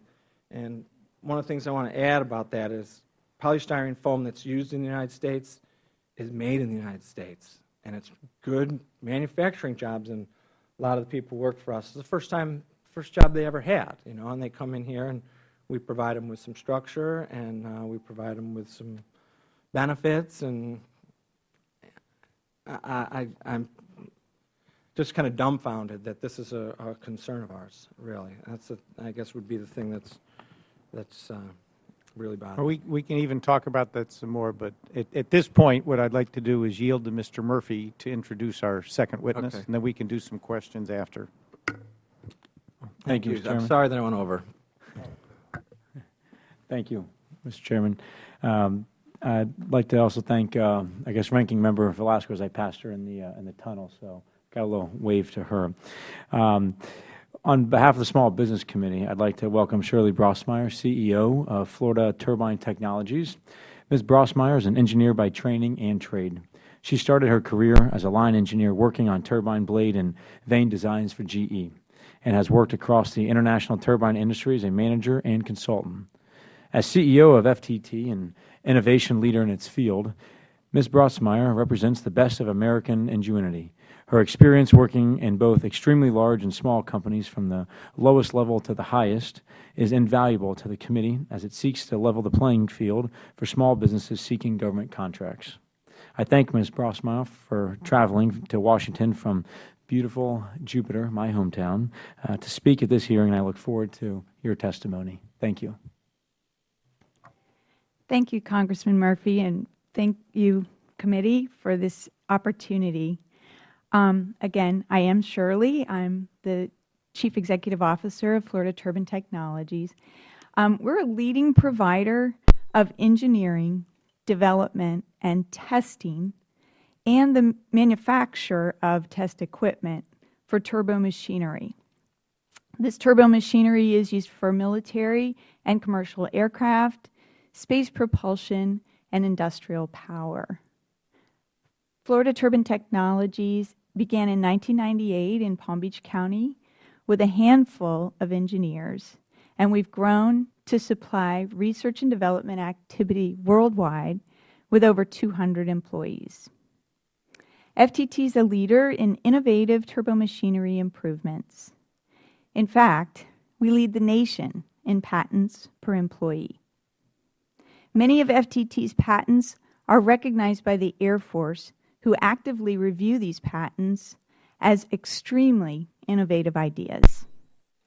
Thanks for the privilege of speaking with you today, and I'd like to encourage the creation of a new federal acquisition regulation for government research and development projects. Currently, whether or not a company has production products is being used as a selection criterion for R&D, and this should not be allowed. We at FTT feel that better utilization of small business for government contracts would provide more innovative and affordable solutions, saving money for the taxpayer and creating exports that will boost our economy. I'd like to quote a March 2010 House Armed Services Committee report regarding the current defense acquisition process. Quote, "Small businesses are largely locked out of the process or accorded contracts only on the goodwill of one of the larger firms. We are concerned that the end result of this process is the gradual erosion of competition and innovation in the defense industrial base." Unquote. Only 2.5% of research and development funds are allocated to small business innovative research programs, or, as you probably know it, the SBIRs. And yet small businesses provide the most innovative and agile workforce available without the large overhead costs of large companies. For the other 98% of government R&D acquisitions, government decision makers actively use a selection criterion which puts small business at a significant disadvantage. This criterion is that a company must have at least one active production program to be a serious competitor for R&D funds. This is true because of historical close ties between the government and its large production suppliers. But this is also true because government employees prefer to work with a proven entity, albeit expensive and less innovative. They feel comfortable that the technology will be taken to market and not left on a shelf after their investment. But there are many contractual ways to deal with product transition into production. And once a development prototype from a small business has been proven, larger businesses will often compete to license the available technology. FTT has developed small engines that address future DoD needs for small UAV and missile platforms. We've developed our most recent engine on SBIR funds, and we've matched the funds, dollar for dollar, with profits from our commercial business. This small engine would serve as an ideal platform to affordably demonstrate advanced aircraft engine technologies. However, we are discouraged from competing for R&D contracts because our small engine is not currently in production. This issue is certainly not limited to the turbine engine community. The findings in the 2010 House Armed Services report confirm that this is a pervasive issue.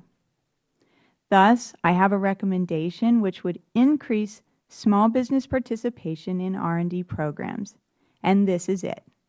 Create a federal acquisition regulation that R&D contract decision makers may not use the existence of production programs as a selection criterion.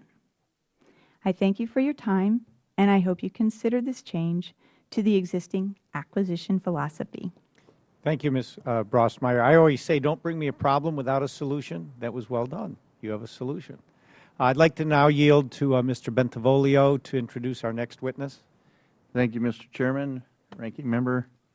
Fellow committee members, I'm very appreciative we are holding this hearing today. According to the business research firm Dun & Bradstreet, Michigan 11th Congressional District is the second leading manufacturing district in America. It is my privilege to introduce Mr. Richard Najarian, representing an exemplary manufacturing company in this industrial district. Mr. Najarian, did I pronounce that correctly? Thank you. Is president from Precision Global Systems, a manufacturer for some of the world's largest automotive and defense companies. Based in Troy, Michigan, since being founded in 1983, PGS has become a leader in crisis manufacturing management, machining and assembly, and component recertification. With over 100 employees and 3 manufacturing sites, PGS ships over 3 million parts every month across North America and beyond. Mr. Najarian is also Chief Investment Officer and a board member of Premier Biomedical Incorporated, a company working with the U.S. Army to develop cures for cancer, traumatic brain injury, and suicide ideation. A veteran of the front lines of American capitalism, I am honored to introduce an individual who has been successful in good times and bad, and has insights to share on public policy moving forward. Mr. Najarian, I thank you for coming and look forward to your testimony. Thank you. Thank you for the introduction. Am I on? I guess I am. Okay. Thank you for the introduction. First and foremost, this is a fantastic forum, and I thank you for that. Congressman Bentivolio's invitation came through another organization called Automation Alley, which is a networking organization in the southeastern Michigan, and we've been working with them for a little while here with regard to both automotive and defense contracting. I hope you have a chance to read my testimony, my written testimony. If you haven't, please, if you get a chance to take the time, I would appreciate it. As a graduate of the University of Michigan, BA in English, 1989, go blue. I like to write, and sometimes I can get a little carried away on the written testimony side, so I'll be brief in the oral testimony here. So our capabilities are in component recertification, value-added subassembly, as well as complete production assembly. The PGS team implements these processes at one of 3 manufacturing sites occupying nearly 200,000 square feet located in southeastern Michigan. We ship over 3 million parts each month to customer locations throughout North America and beyond. Several years ago, I wrote a letter to the employees of PGS to note some of the trends I was witnessing. As you well know, we were already in the midst of the recessionary events that created such turmoil in our economy. I'm going to read a couple of excerpts from that note. The tides change, the winds shift, the water ebbs and flows, and the sun sets only to rise again. PGS has had wonderful days, and yet these recent days have been extremely slow. We will soon find growth and opportunity at our doorsteps, and with the systems recently implemented, we will have no hesitation to open the door and let it in. We arrived at our place within the automotive industry by design. We do great things for great companies. We work hard. We work behind the scenes of our customers who continue to waste millions of dollars in scrap, rejects, and wasteful processes. We have tasked ourselves to help them stop this absurdity. Our ideas will reinvent their successes as well as ours. Then in 2010, I issued yet another letter, but this time the ebb had receded and the flow had begun again for PGS. I read an excerpt from that note. The year was 2008, and the economy was on the brink of disaster. In many ways, it provided a test of our resolve. How hard could our group be tested? And we were tested unlike any other time in our 27-year history. The entire automotive manufacturing industry lay in ruin as Congress and the American people questioned our intelligence, our ingenuity, and our integrity. How will we all help? Cast no shadow on the questions each of us ask, for they are the power of our future. Harnessing the power of success with innovation and determination will lead our company and our team into a very bright future, and only we determine our future shall unfold by the course of our actions and the strength of our spirit. So I was asked to come here and talk to this committee, and the question of what will be obstacles in our growing manufacturing organization And I will say it's a very deep and troubling question. There's a lot of regulations that are out there. There's a lot of taxes that are out there, tax code. There's a Section 179 expense election. And we think about all these things, but a couple things that came to mind. One is, and I share some concerns with my neighbor to the left of me, is how do we get U.S. manufacturers to do business with U.S. manufacturers that are small business companies? And the second is, how do we account for the waste that's a byproduct of every manufacturing site? Incentivizing one company to do business with another could be one of the most intriguing demonstrations of U.S. policy in years. Small business manufacturers based in the U.S. shall be granted certification as such. Given a federal tax incentive for work provided to a small business manufacturer would stimulate the economy, continue to assist more small businesses in gaining a better foothold on their specific product or service, and keep these factories still active and in the market. Market forces don't always favor the small business. Frontline buyers are typically unaware of how their purchasing power can affect their community, and upper management may consider how they save money through supplier consolidation or shared product material purchases. They may consider how they better brand their product or push themselves into new markets. Why not extend the new opportunity to U.S. small business manufacturers similar to minority-owned, women-owned, 8A, and so on? Second idea is with regards to waste. Plastic plugs and caps are utilized for either shipping to plant or as assembly aids. They are caps. The caps and plugs are used one time in a way to either protect a seal, maintain fluid in assembly, secure a wire, assist in the production of a sensitive area during the assembly process. Quite literally, thousands of tons of material are annually sent to landfills as a result of this seemingly innocuous process. We estimate approximately 20 million pounds of plastic sent to landfills or dumps each year just from the auto industry. And just because a plant has plastic material removed from their site does not qualify them as a zero landfill facility. LEED, L-E-E-D, as some of you may know, has become the standard for buildings erected or modified throughout the country. It is now time to establish a new standard for the manufacturing process throughout the country that incorporates the same need to respond to environmental concerns. Why not certify via an outside independent auditor whether a plant or facility really has done all that is possible to either reduce or eliminate the waste product entering our soil? Again, thank you for the opportunity to present this testimony. I hope the two primary ideas I offered will be respectfully considered by this committee as reasonable and possible. Further to the hearing, I pledge my continued support and vigilance to these ideas, and I look forward to your desire in kind. Thank you. Yeah, thank you, Mr. Nujardyan. I know Mr. Bentivolio has got another meeting he's going to have to go to, so I'll yield to Mr. Bentivolio at this time. Thank you. 5 minutes. Thank you very much, Mr. Chairman. Mr. Nujardyan, I understand you manufacture an increasingly diverse line of automotive parts. Can you describe some of the challenges involved in branching into a new product line? Well, some of the issues that we run into as a small business is because of resources. Typically, in some of the instances that I've had, we've been fortunate that we've established some relationships with some larger OE customers, OE being original manufacturers or original equipment manufacturers. It's the difficulty in that is being able to, even though our ingenuity, our engineering, our abilities, our capabilities are available to do something, a specific product, it's hard to get a customer to actually give you the opportunity to do so. And the reason why is because maybe you're not doing it today.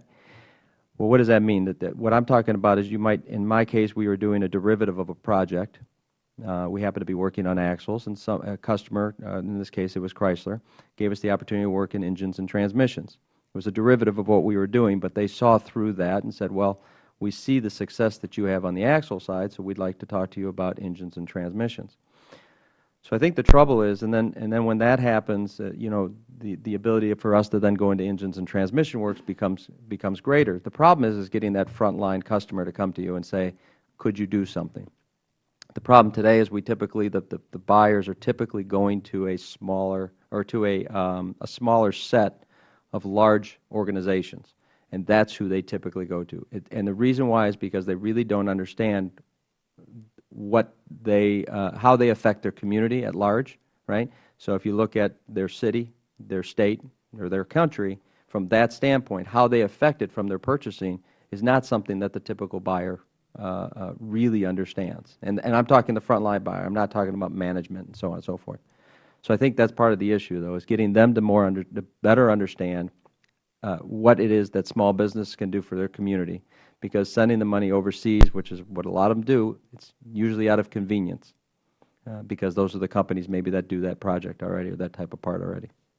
Then earlier we talked, you had a proposal where you indicated that a number of facilities declare themselves to be zero landfill facilities, but that isn't always the case.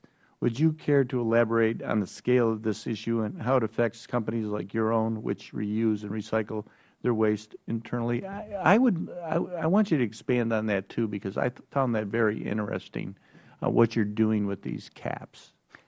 Could you talk about that? Sure. Thanks. So the caps and plugs that we're talking about are they're shipping aids. What happens is what we designed was a process to recover those, and a process to clean them and recertify them, send them back to the manufacturer. When I'm talking to manufacturer, I'm saying, okay, so for instance, let's take a transmission. On the transmission, you might have 4 or 5 plugs or caps that are used to protect either a seal or a port.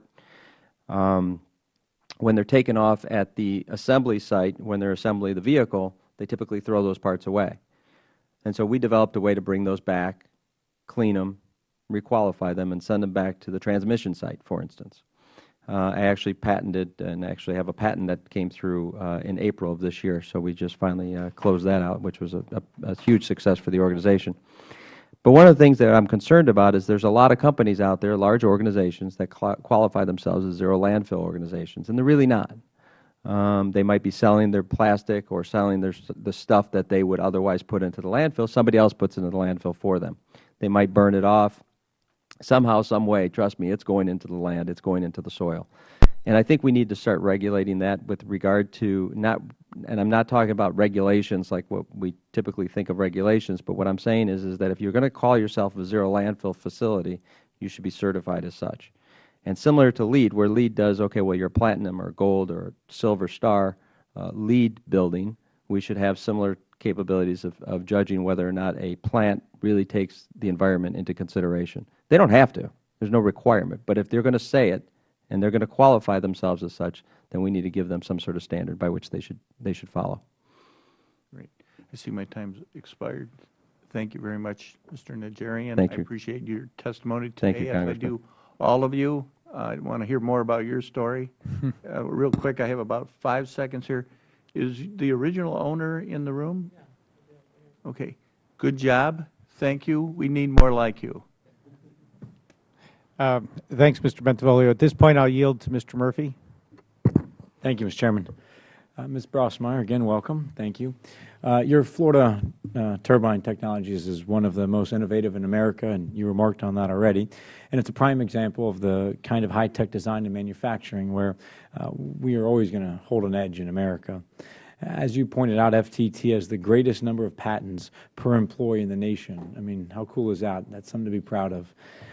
In addition to outstripping the competition patents, I understand that your company excels at finding new and innovative applications for existing technologies. A talent that large, that large of a talent pool you have, stovepipe companies are often unable to replicate this. Can you give us a concrete example of how FTT product or a prototype that has benefited from being able to quickly and easily cross-pollinate some of these technologies? Definitely.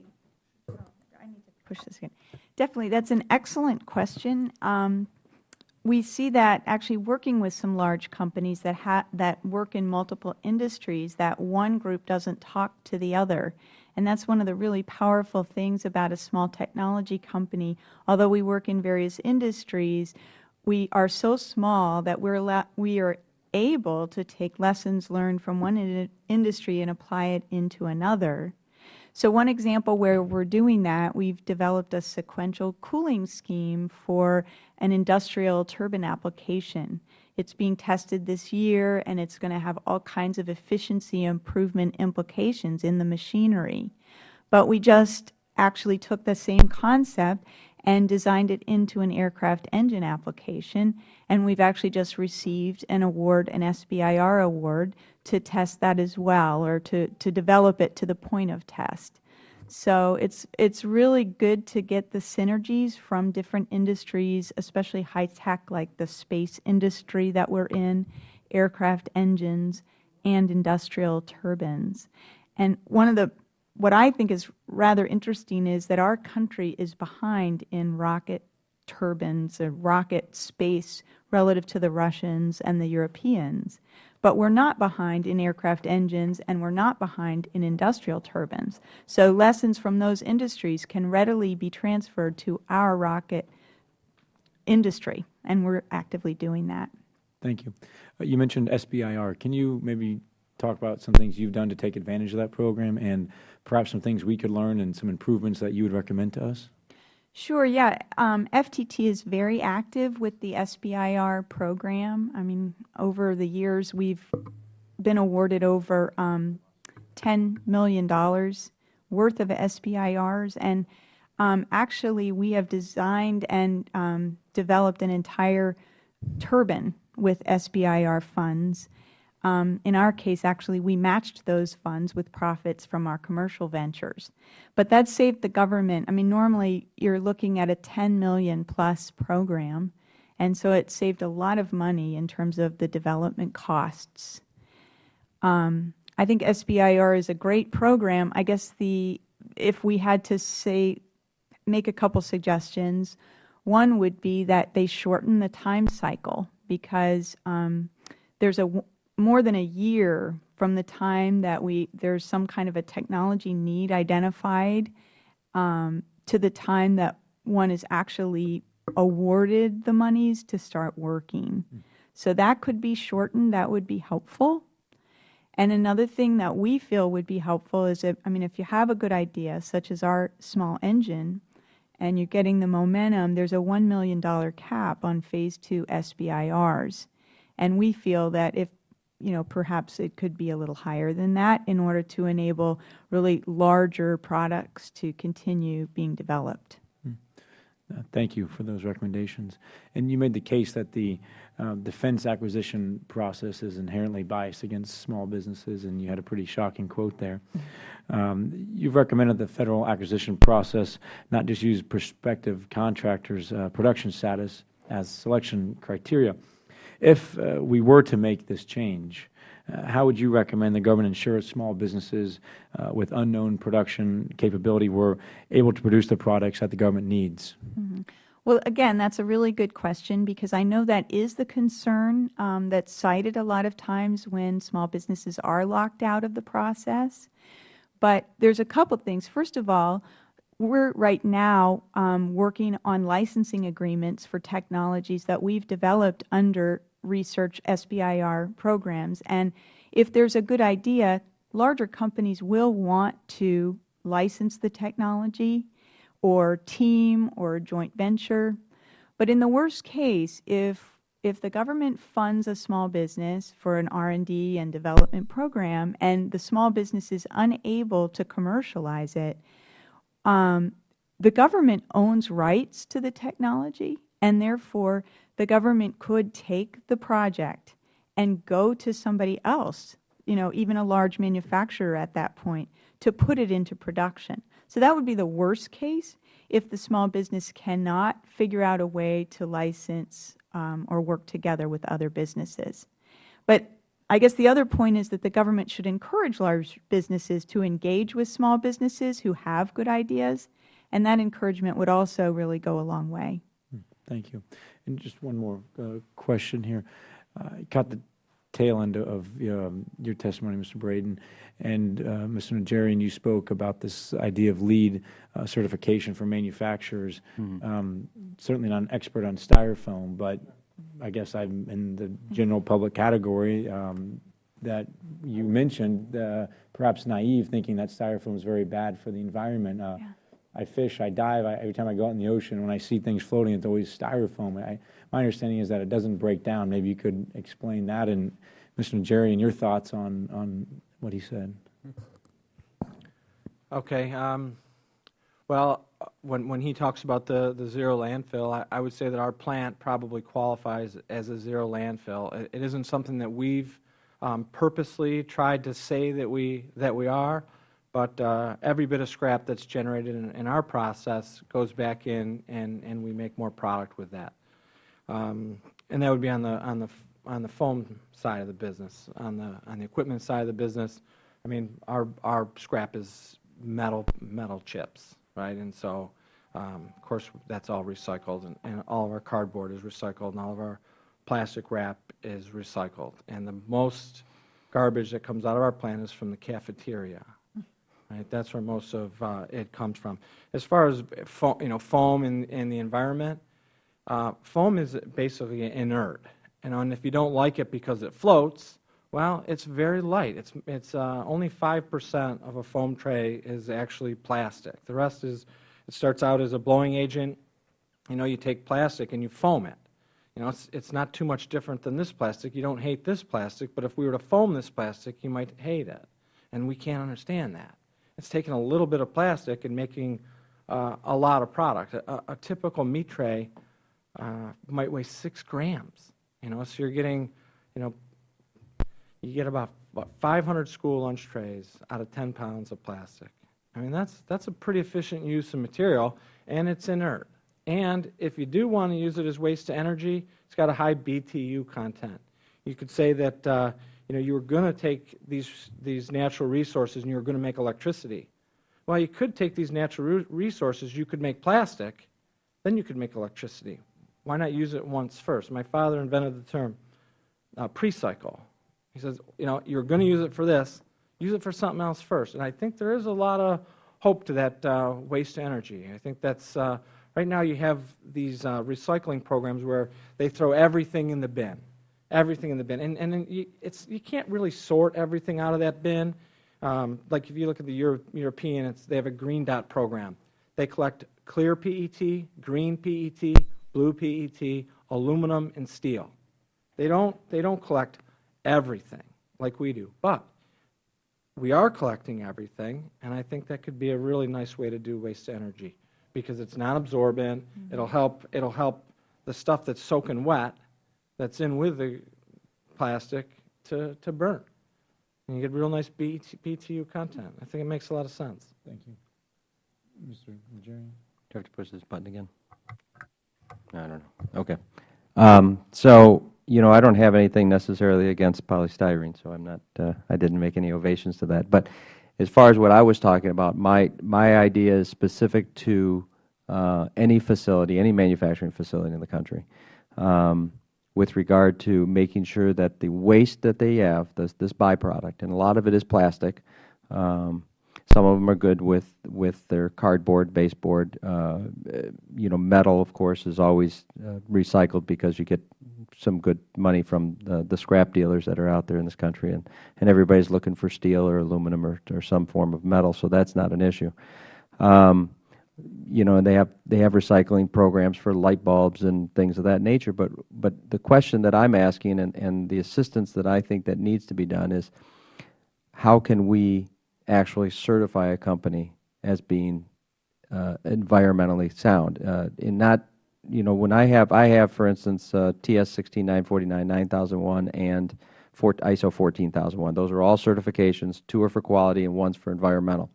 14001 tells me I measure my aspects and impacts to the environment very well, and I follow exactly the rule that the international standard states. But what it doesn't say is am I really removing this product from my facility the right way? Or in this case, what I'm talking about is recycling those plastic parts. There's nothing that says that you can't recycle on a normal basis. These parts that I'm talking about are washed and brought back, and we charge a nominal amount of money for it. It's a cost savings to the company, but that's the bigger issue is certifying those companies within, and not just allowing them to self-proclaim themselves. Self-proclamations of, hey, we're zero landfill. We don't affect the environment at all, and nobody can challenge it because there's no auditing committee that comes in and says, are you really that? So it's kind of that truth in advertising, right? We don't allow that. We regulate that. We should regulate these types of things too. Yeah, no, thank you. I've got a last but not least. A few questions. I'm also a small business guy. I've done that for 40 years, and high-tech, low-tech, and biotech, and one of my companies also lives on patents. The funny one off the record here, but we're not off the record, is the patent on bed bugs. So we're going to see where that one goes. What I'd ask is maybe a rhetorical question just to get some input. One benefit of these hearings is to get on the record your opinion. You're all successful, hardworking small business owners, and it's helpful for all of us when we go to other committees even to give them feedback from here. So my rhetorical question or comment to start is, in my businesses, we have a mantra, grow or die. Every day we come in, we want to take care of our customers. We need to worry about orders, collecting money, paying our bills, et cetera, but we all plan to grow. I mean, it's, how are we going to grow? Whatever that is, we may not always succeed. Now, to me, growth is an investment. It takes money. And so I guess the concern I have on this committee and serving in Congress now and seeing some of the environment that we talk about here, I talk about financial things. For the first time in history, small business taxes are higher than big corporations. It's never happened before. 39.6% for a Subchapter S pass-through, and I'm presuming all of you are Subchapter S pass-throughs. So you're paying, and I pay, at 39.6%, but the biggest corporations pay at 35%. Now, to me, number one, that's just plain wrong, but, my rhetorical comment is, that's money you can't invest in your business. Right. The money is coming to Washington for whatever programs, good, bad, or indifferent, but you don't get to keep the money to invest. And I think you probably could confirm you take most of the money you make and reinvest it. That's what entrepreneurs do.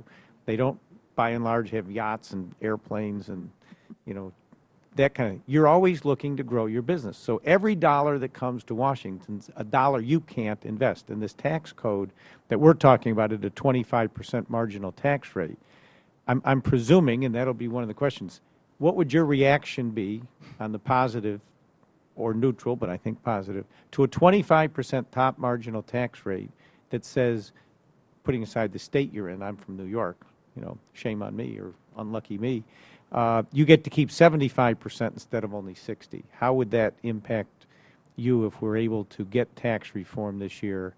And what would you think of a 25% top marginal rate, which is what they have in Europe? Maybe we'll start with Mr. Braden and ask all three the same. Of course, that would have a positive effect, and right now you have a certain amount of debt capacity, and you have to be at a certain profitability level in order to have that debt capacity. And so when you start bumping up close to that, then you're done, and you can't borrow any more money. The bank looks at your ratios and they say, okay, you're done. We're not doing any more. And then it's particularly if you have a bad year, which happens. You lose customers, you gain customers, especially in a market that's not growing.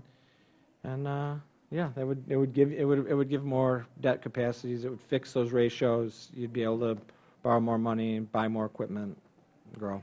I'll take that as a yes. Mrs. Brosmeyer? Yeah, you turned. Yeah, I mean, certainly everyone wants more money to reinvest in their business, and we would be no different than that. I don't know the big picture as far as how our government's going to get enough taxes to do what they need to do, but I would say that I think the offshoring of profits that's going on in large businesses is a big problem. And as a small business, I look at some of the large businesses and ask myself, well, gosh, how can they shift their profit centers offshore such as they do? How do they get away with that?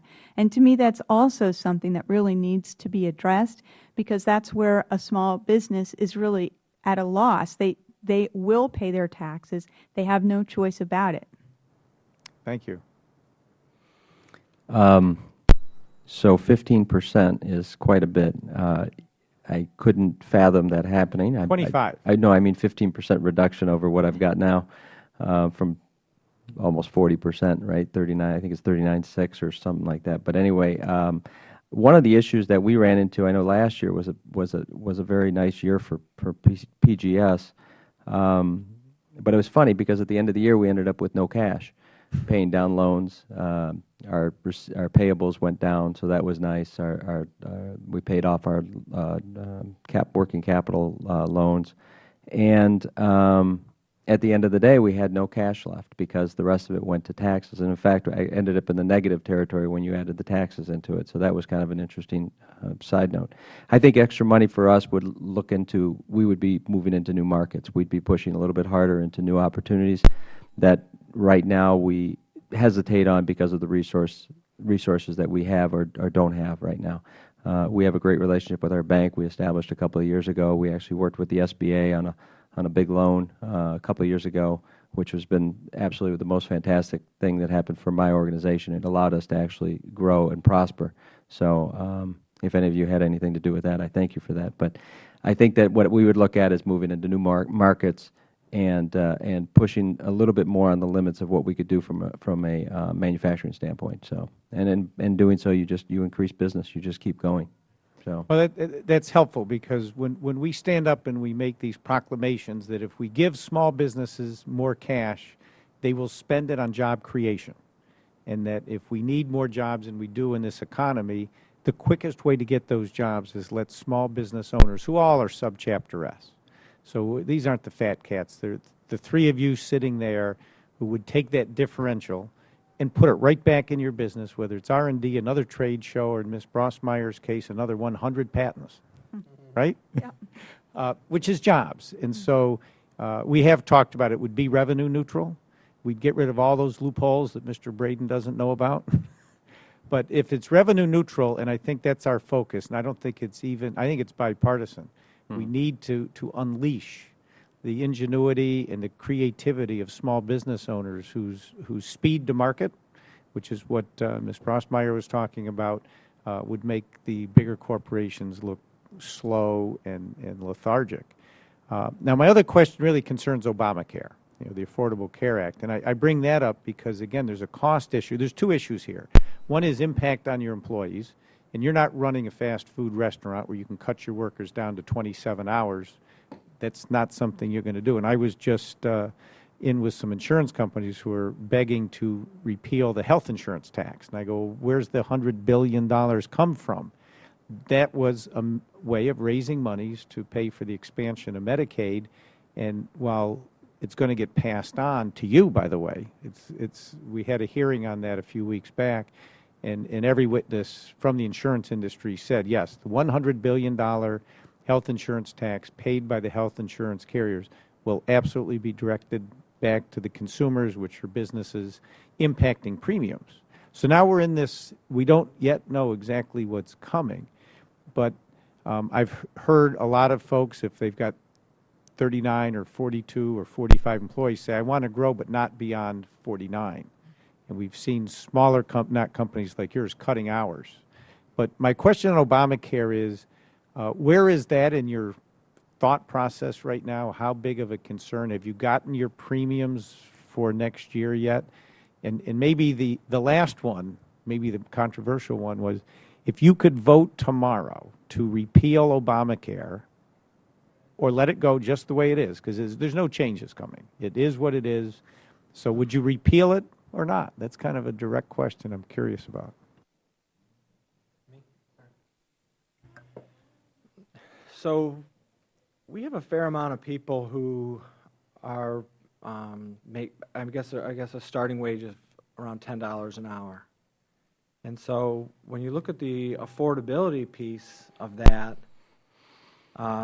if right now I think it's 20% of a single, or if it's 10% of a single program is what it has to be. That's the affordable. Yeah, affordability is like 9.5% of W-2 wages. Okay, so if you had a $20,000 employee, the affordability would be considered $2,000 for his portion. Okay, so that's not too far off from what a single policy goes for, right? I mean, that's not that different. It might be $4,000 for a single policy. Okay, so you check the mark. We're gonna pass on affordability. Now next year, it goes to the employee and all of their dependents. Except their spouse. Except their spouse. So if you have a now you're buying them a family policy. I mean, right now no policy exists like that. It's either single, two, or family. There's not being offered to me. So now, okay, that same person that makes $10 an hour, now we got to buy them a family policy. That's about a $9,000 a year policy. So now you're paying $7,500 if it's a $9,000. I want to meet your broker because in my companies the single policy is like $6,000 or $8,000 and the family's $15,000. So yeah, well, we've been yeah, okay. It's a lot of people, and not to put words in your mouth, really don't know yet what they're going to do. Right, and there's an uncertainty right now. I don't know how many people are going to sign up. Right now, we have 90 out of 170, roughly, and so how many people are going to sign up this year? More. I don't know that. Right, so that's an uncertainty. Yeah. And then next year, how many people fall into this particular bucket where now we got an extra 7,500? And I think what's going to happen is people are going to move in favor of eliminating low-paid position, and you're going to take that bottom rung on the ladder and you're going to raise that up, and people aren't going to be able to get on the bottom rung anymore. So would you repeal it? For the way it is, I think it's going to do more harm than good, and I would. Thanks. Mrs. Brossmeyer. Yes. Well, our company provides health care. We always have for our employees and their families.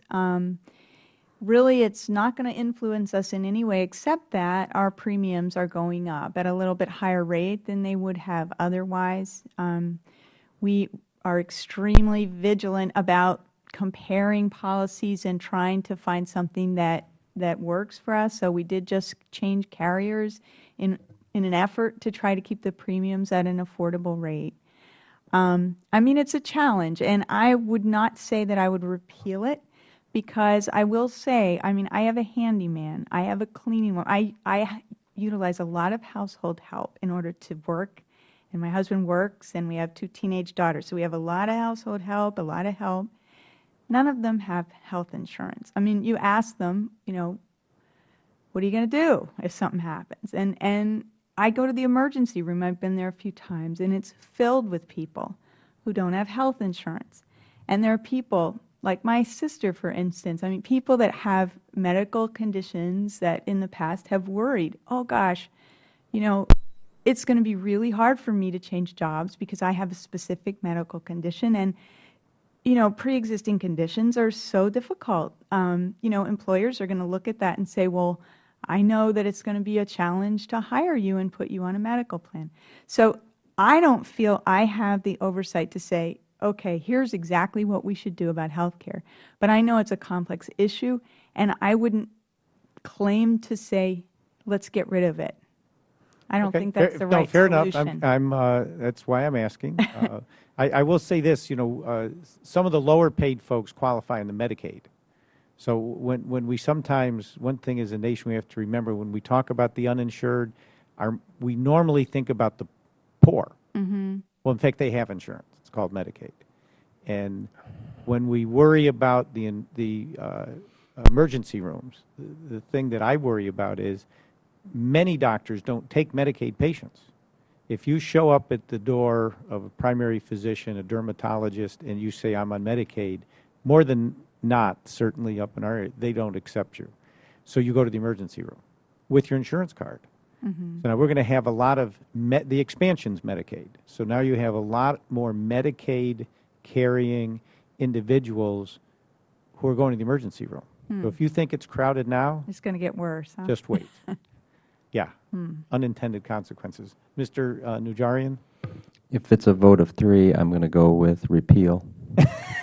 So, okay.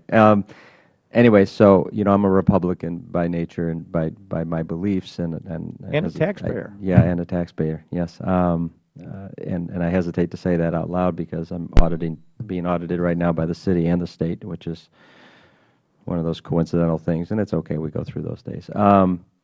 So we have, in a similar sense, we've had insurance for our employees since day one.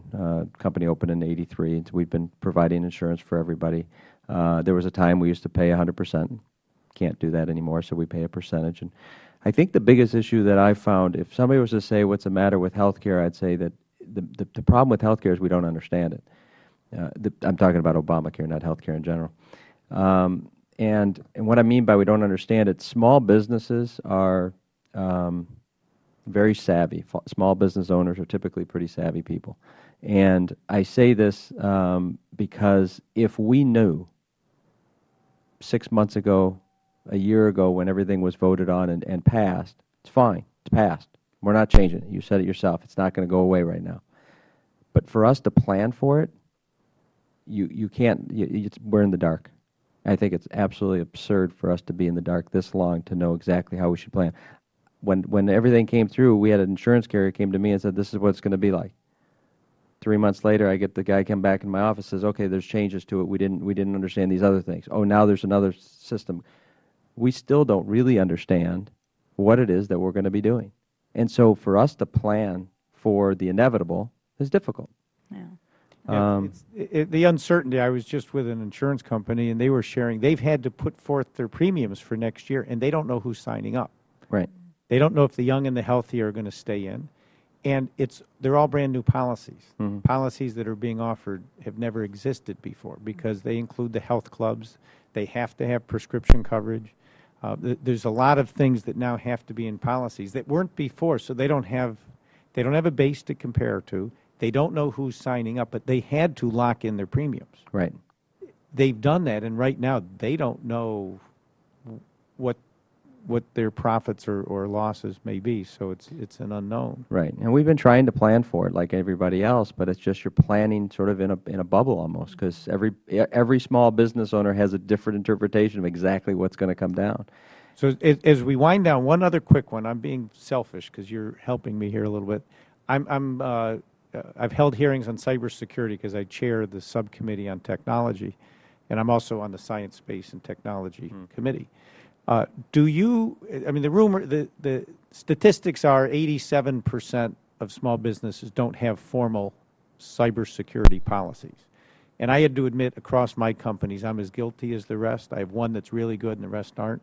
But cybersecurity in small business, when we worry about customers paying our bills and collecting our money, cybersecurity is not real high on the list. And we're trying on this committee to shine a light on it, to make people more aware. I'm just curious where you are on that, and also specifically, are you in the cloud or not?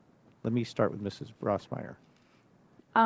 Yeah, first I'll say we are not in the cloud, and I am sort of curious how that works with very secure information, but I'm told that there's ways to do it that one can really stay secure. So I've been asking the question, should we be looking at this, and I really don't know enough about it yet. But we do have cybersecurity. I mean, we see all the time threats from, in our industry especially, from Asia, from all over the world, and we're very vigilant, sometimes too vigilant that it slows our computers down so much because there's just so much There's somebody involved. in charge, and do you educate your employees on password, changing your password, do's and don'ts? Absolutely. That's, very important in our business. And so, there are people in charge. We have a group that really monitors it very regularly. Good for and you. We're trained. And you're part of the 13%. I guess so, Good. yeah. Thank you. Mr. Najarian? I'm going to hand you this capability statement in a little bit, and the differentiators talks about one of the very first things says cybersecurity compliant. It is something that we take very seriously.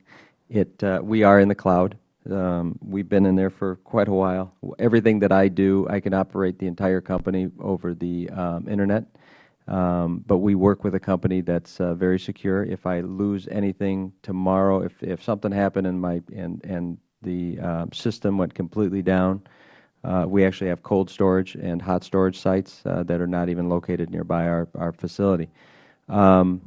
We are very dedicated to traceability to everything, lot traceability, lot controls, things like that. So parts coming into our plant, when they go out, we know where they got to in the process in the assembly. So if a customer calls up and says, I've got a problem, I not only contain what he has in his floor, but I can contain any other customer that shared those types of parts. But I think that one of the questions that you asked with regard to cybersecurity is understanding how it can negatively affect your company. And until you've really had to react to something, and that's typically why anybody starts up and says, okay, we need to be a little bit more vigilant, is because they've had an issue. And I think the shame of it is yeah, we have a lot of people that are hacking into our computers all the time, not ours personally, but in the United States, and a lot from overseas. And I know the government is the primary objective for a lot of those overseas nationals. They're actually coming after small businesses. And the small businesses. Stealing your IP, stealing your customer list, getting your banking information, and your employees' data. Yeah. And that's the challenge, is keeping everything in a secure site. And that's why we do this in this online cloud bubble, because if we found that if somebody can get in to a computer itself, they still can't get into that. And that's one of the issues that we. Yeah. Good. Good. Mr. Braden? We don't specifically have a cyber security policy. I think we follow some good practices. We kind of have the standalone system for our banking. Our servers are hardware in a closet on our own site. We're not. We do have. We're doing some offsite backups in a couple of different ways, and knock on wood, we haven't had any issues. Yeah, I think as we move forward, there's going to be more and more emphasis on it. And I think as you do business with, if your customers are big customers, they're going to want to know there's something called Trustmark, which is the cybersecurity, like you were talking about lead certification, and maybe we can get something for, the sustainability and all of that. People will start to, and we're trying to shine a spotlight on it on this committee, because small business people don't generally go to work worried about cybersecurity. It's federal government, big banks, insurance companies, but they're starting to come after us. And when they do, it can be devastating if you're not ready, and most are not ready. So I guess I know we're running out of time, but this has been very helpful. Yeah, Mr. Braden? I'd like to maybe mention one thing. In my testimony, I talk about one piece of self-regulation that we do, and I think it's similar to what you're talking about with the ISO certifications, where we hire a company, and they come in and they do their inspection, and they give us a guideline on how to make products that are safe for serving food, and then they come in and then they give us a score. And believe it or not, they have competition, right? So there's different, and a food producer can look at those guys and say, I like the way that AIB is doing their audit, or I like the way these guys are doing their audit. And so you have competing companies that are regulated. Basically, it's a form of regulation, and we voluntarily sign up. And as some of these ideas come out, maybe more of that type of regulation. But we're always looking for a competitive advantage. Right. And hey, if you've got one and you can promote it and it gets you business, you want to do that. That's what we do as entrepreneurs. Well, I thank you for your time. I know we've run over a little bit, but all of you should be proud of yourselves, and we thank you for the jobs you have. And I know you're all going to grow your companies this year, so thank you for the new jobs that you're going to be adding, caring about your employees, and all that we do here. So what we've started is a dialogue. That's what the Small Business Committee does. Talk about small business, your issues, your concerns. You've given us some good ideas here, and I'm sure we can follow up on some of that. So again, thank you for all of your time. And so I ask unanimous consent that the members have 5 legislative days to submit statements and supporting materials for the record. So without objection, so ordered. The hearing is now adjourned. Thank you. That sounds like a really that was good.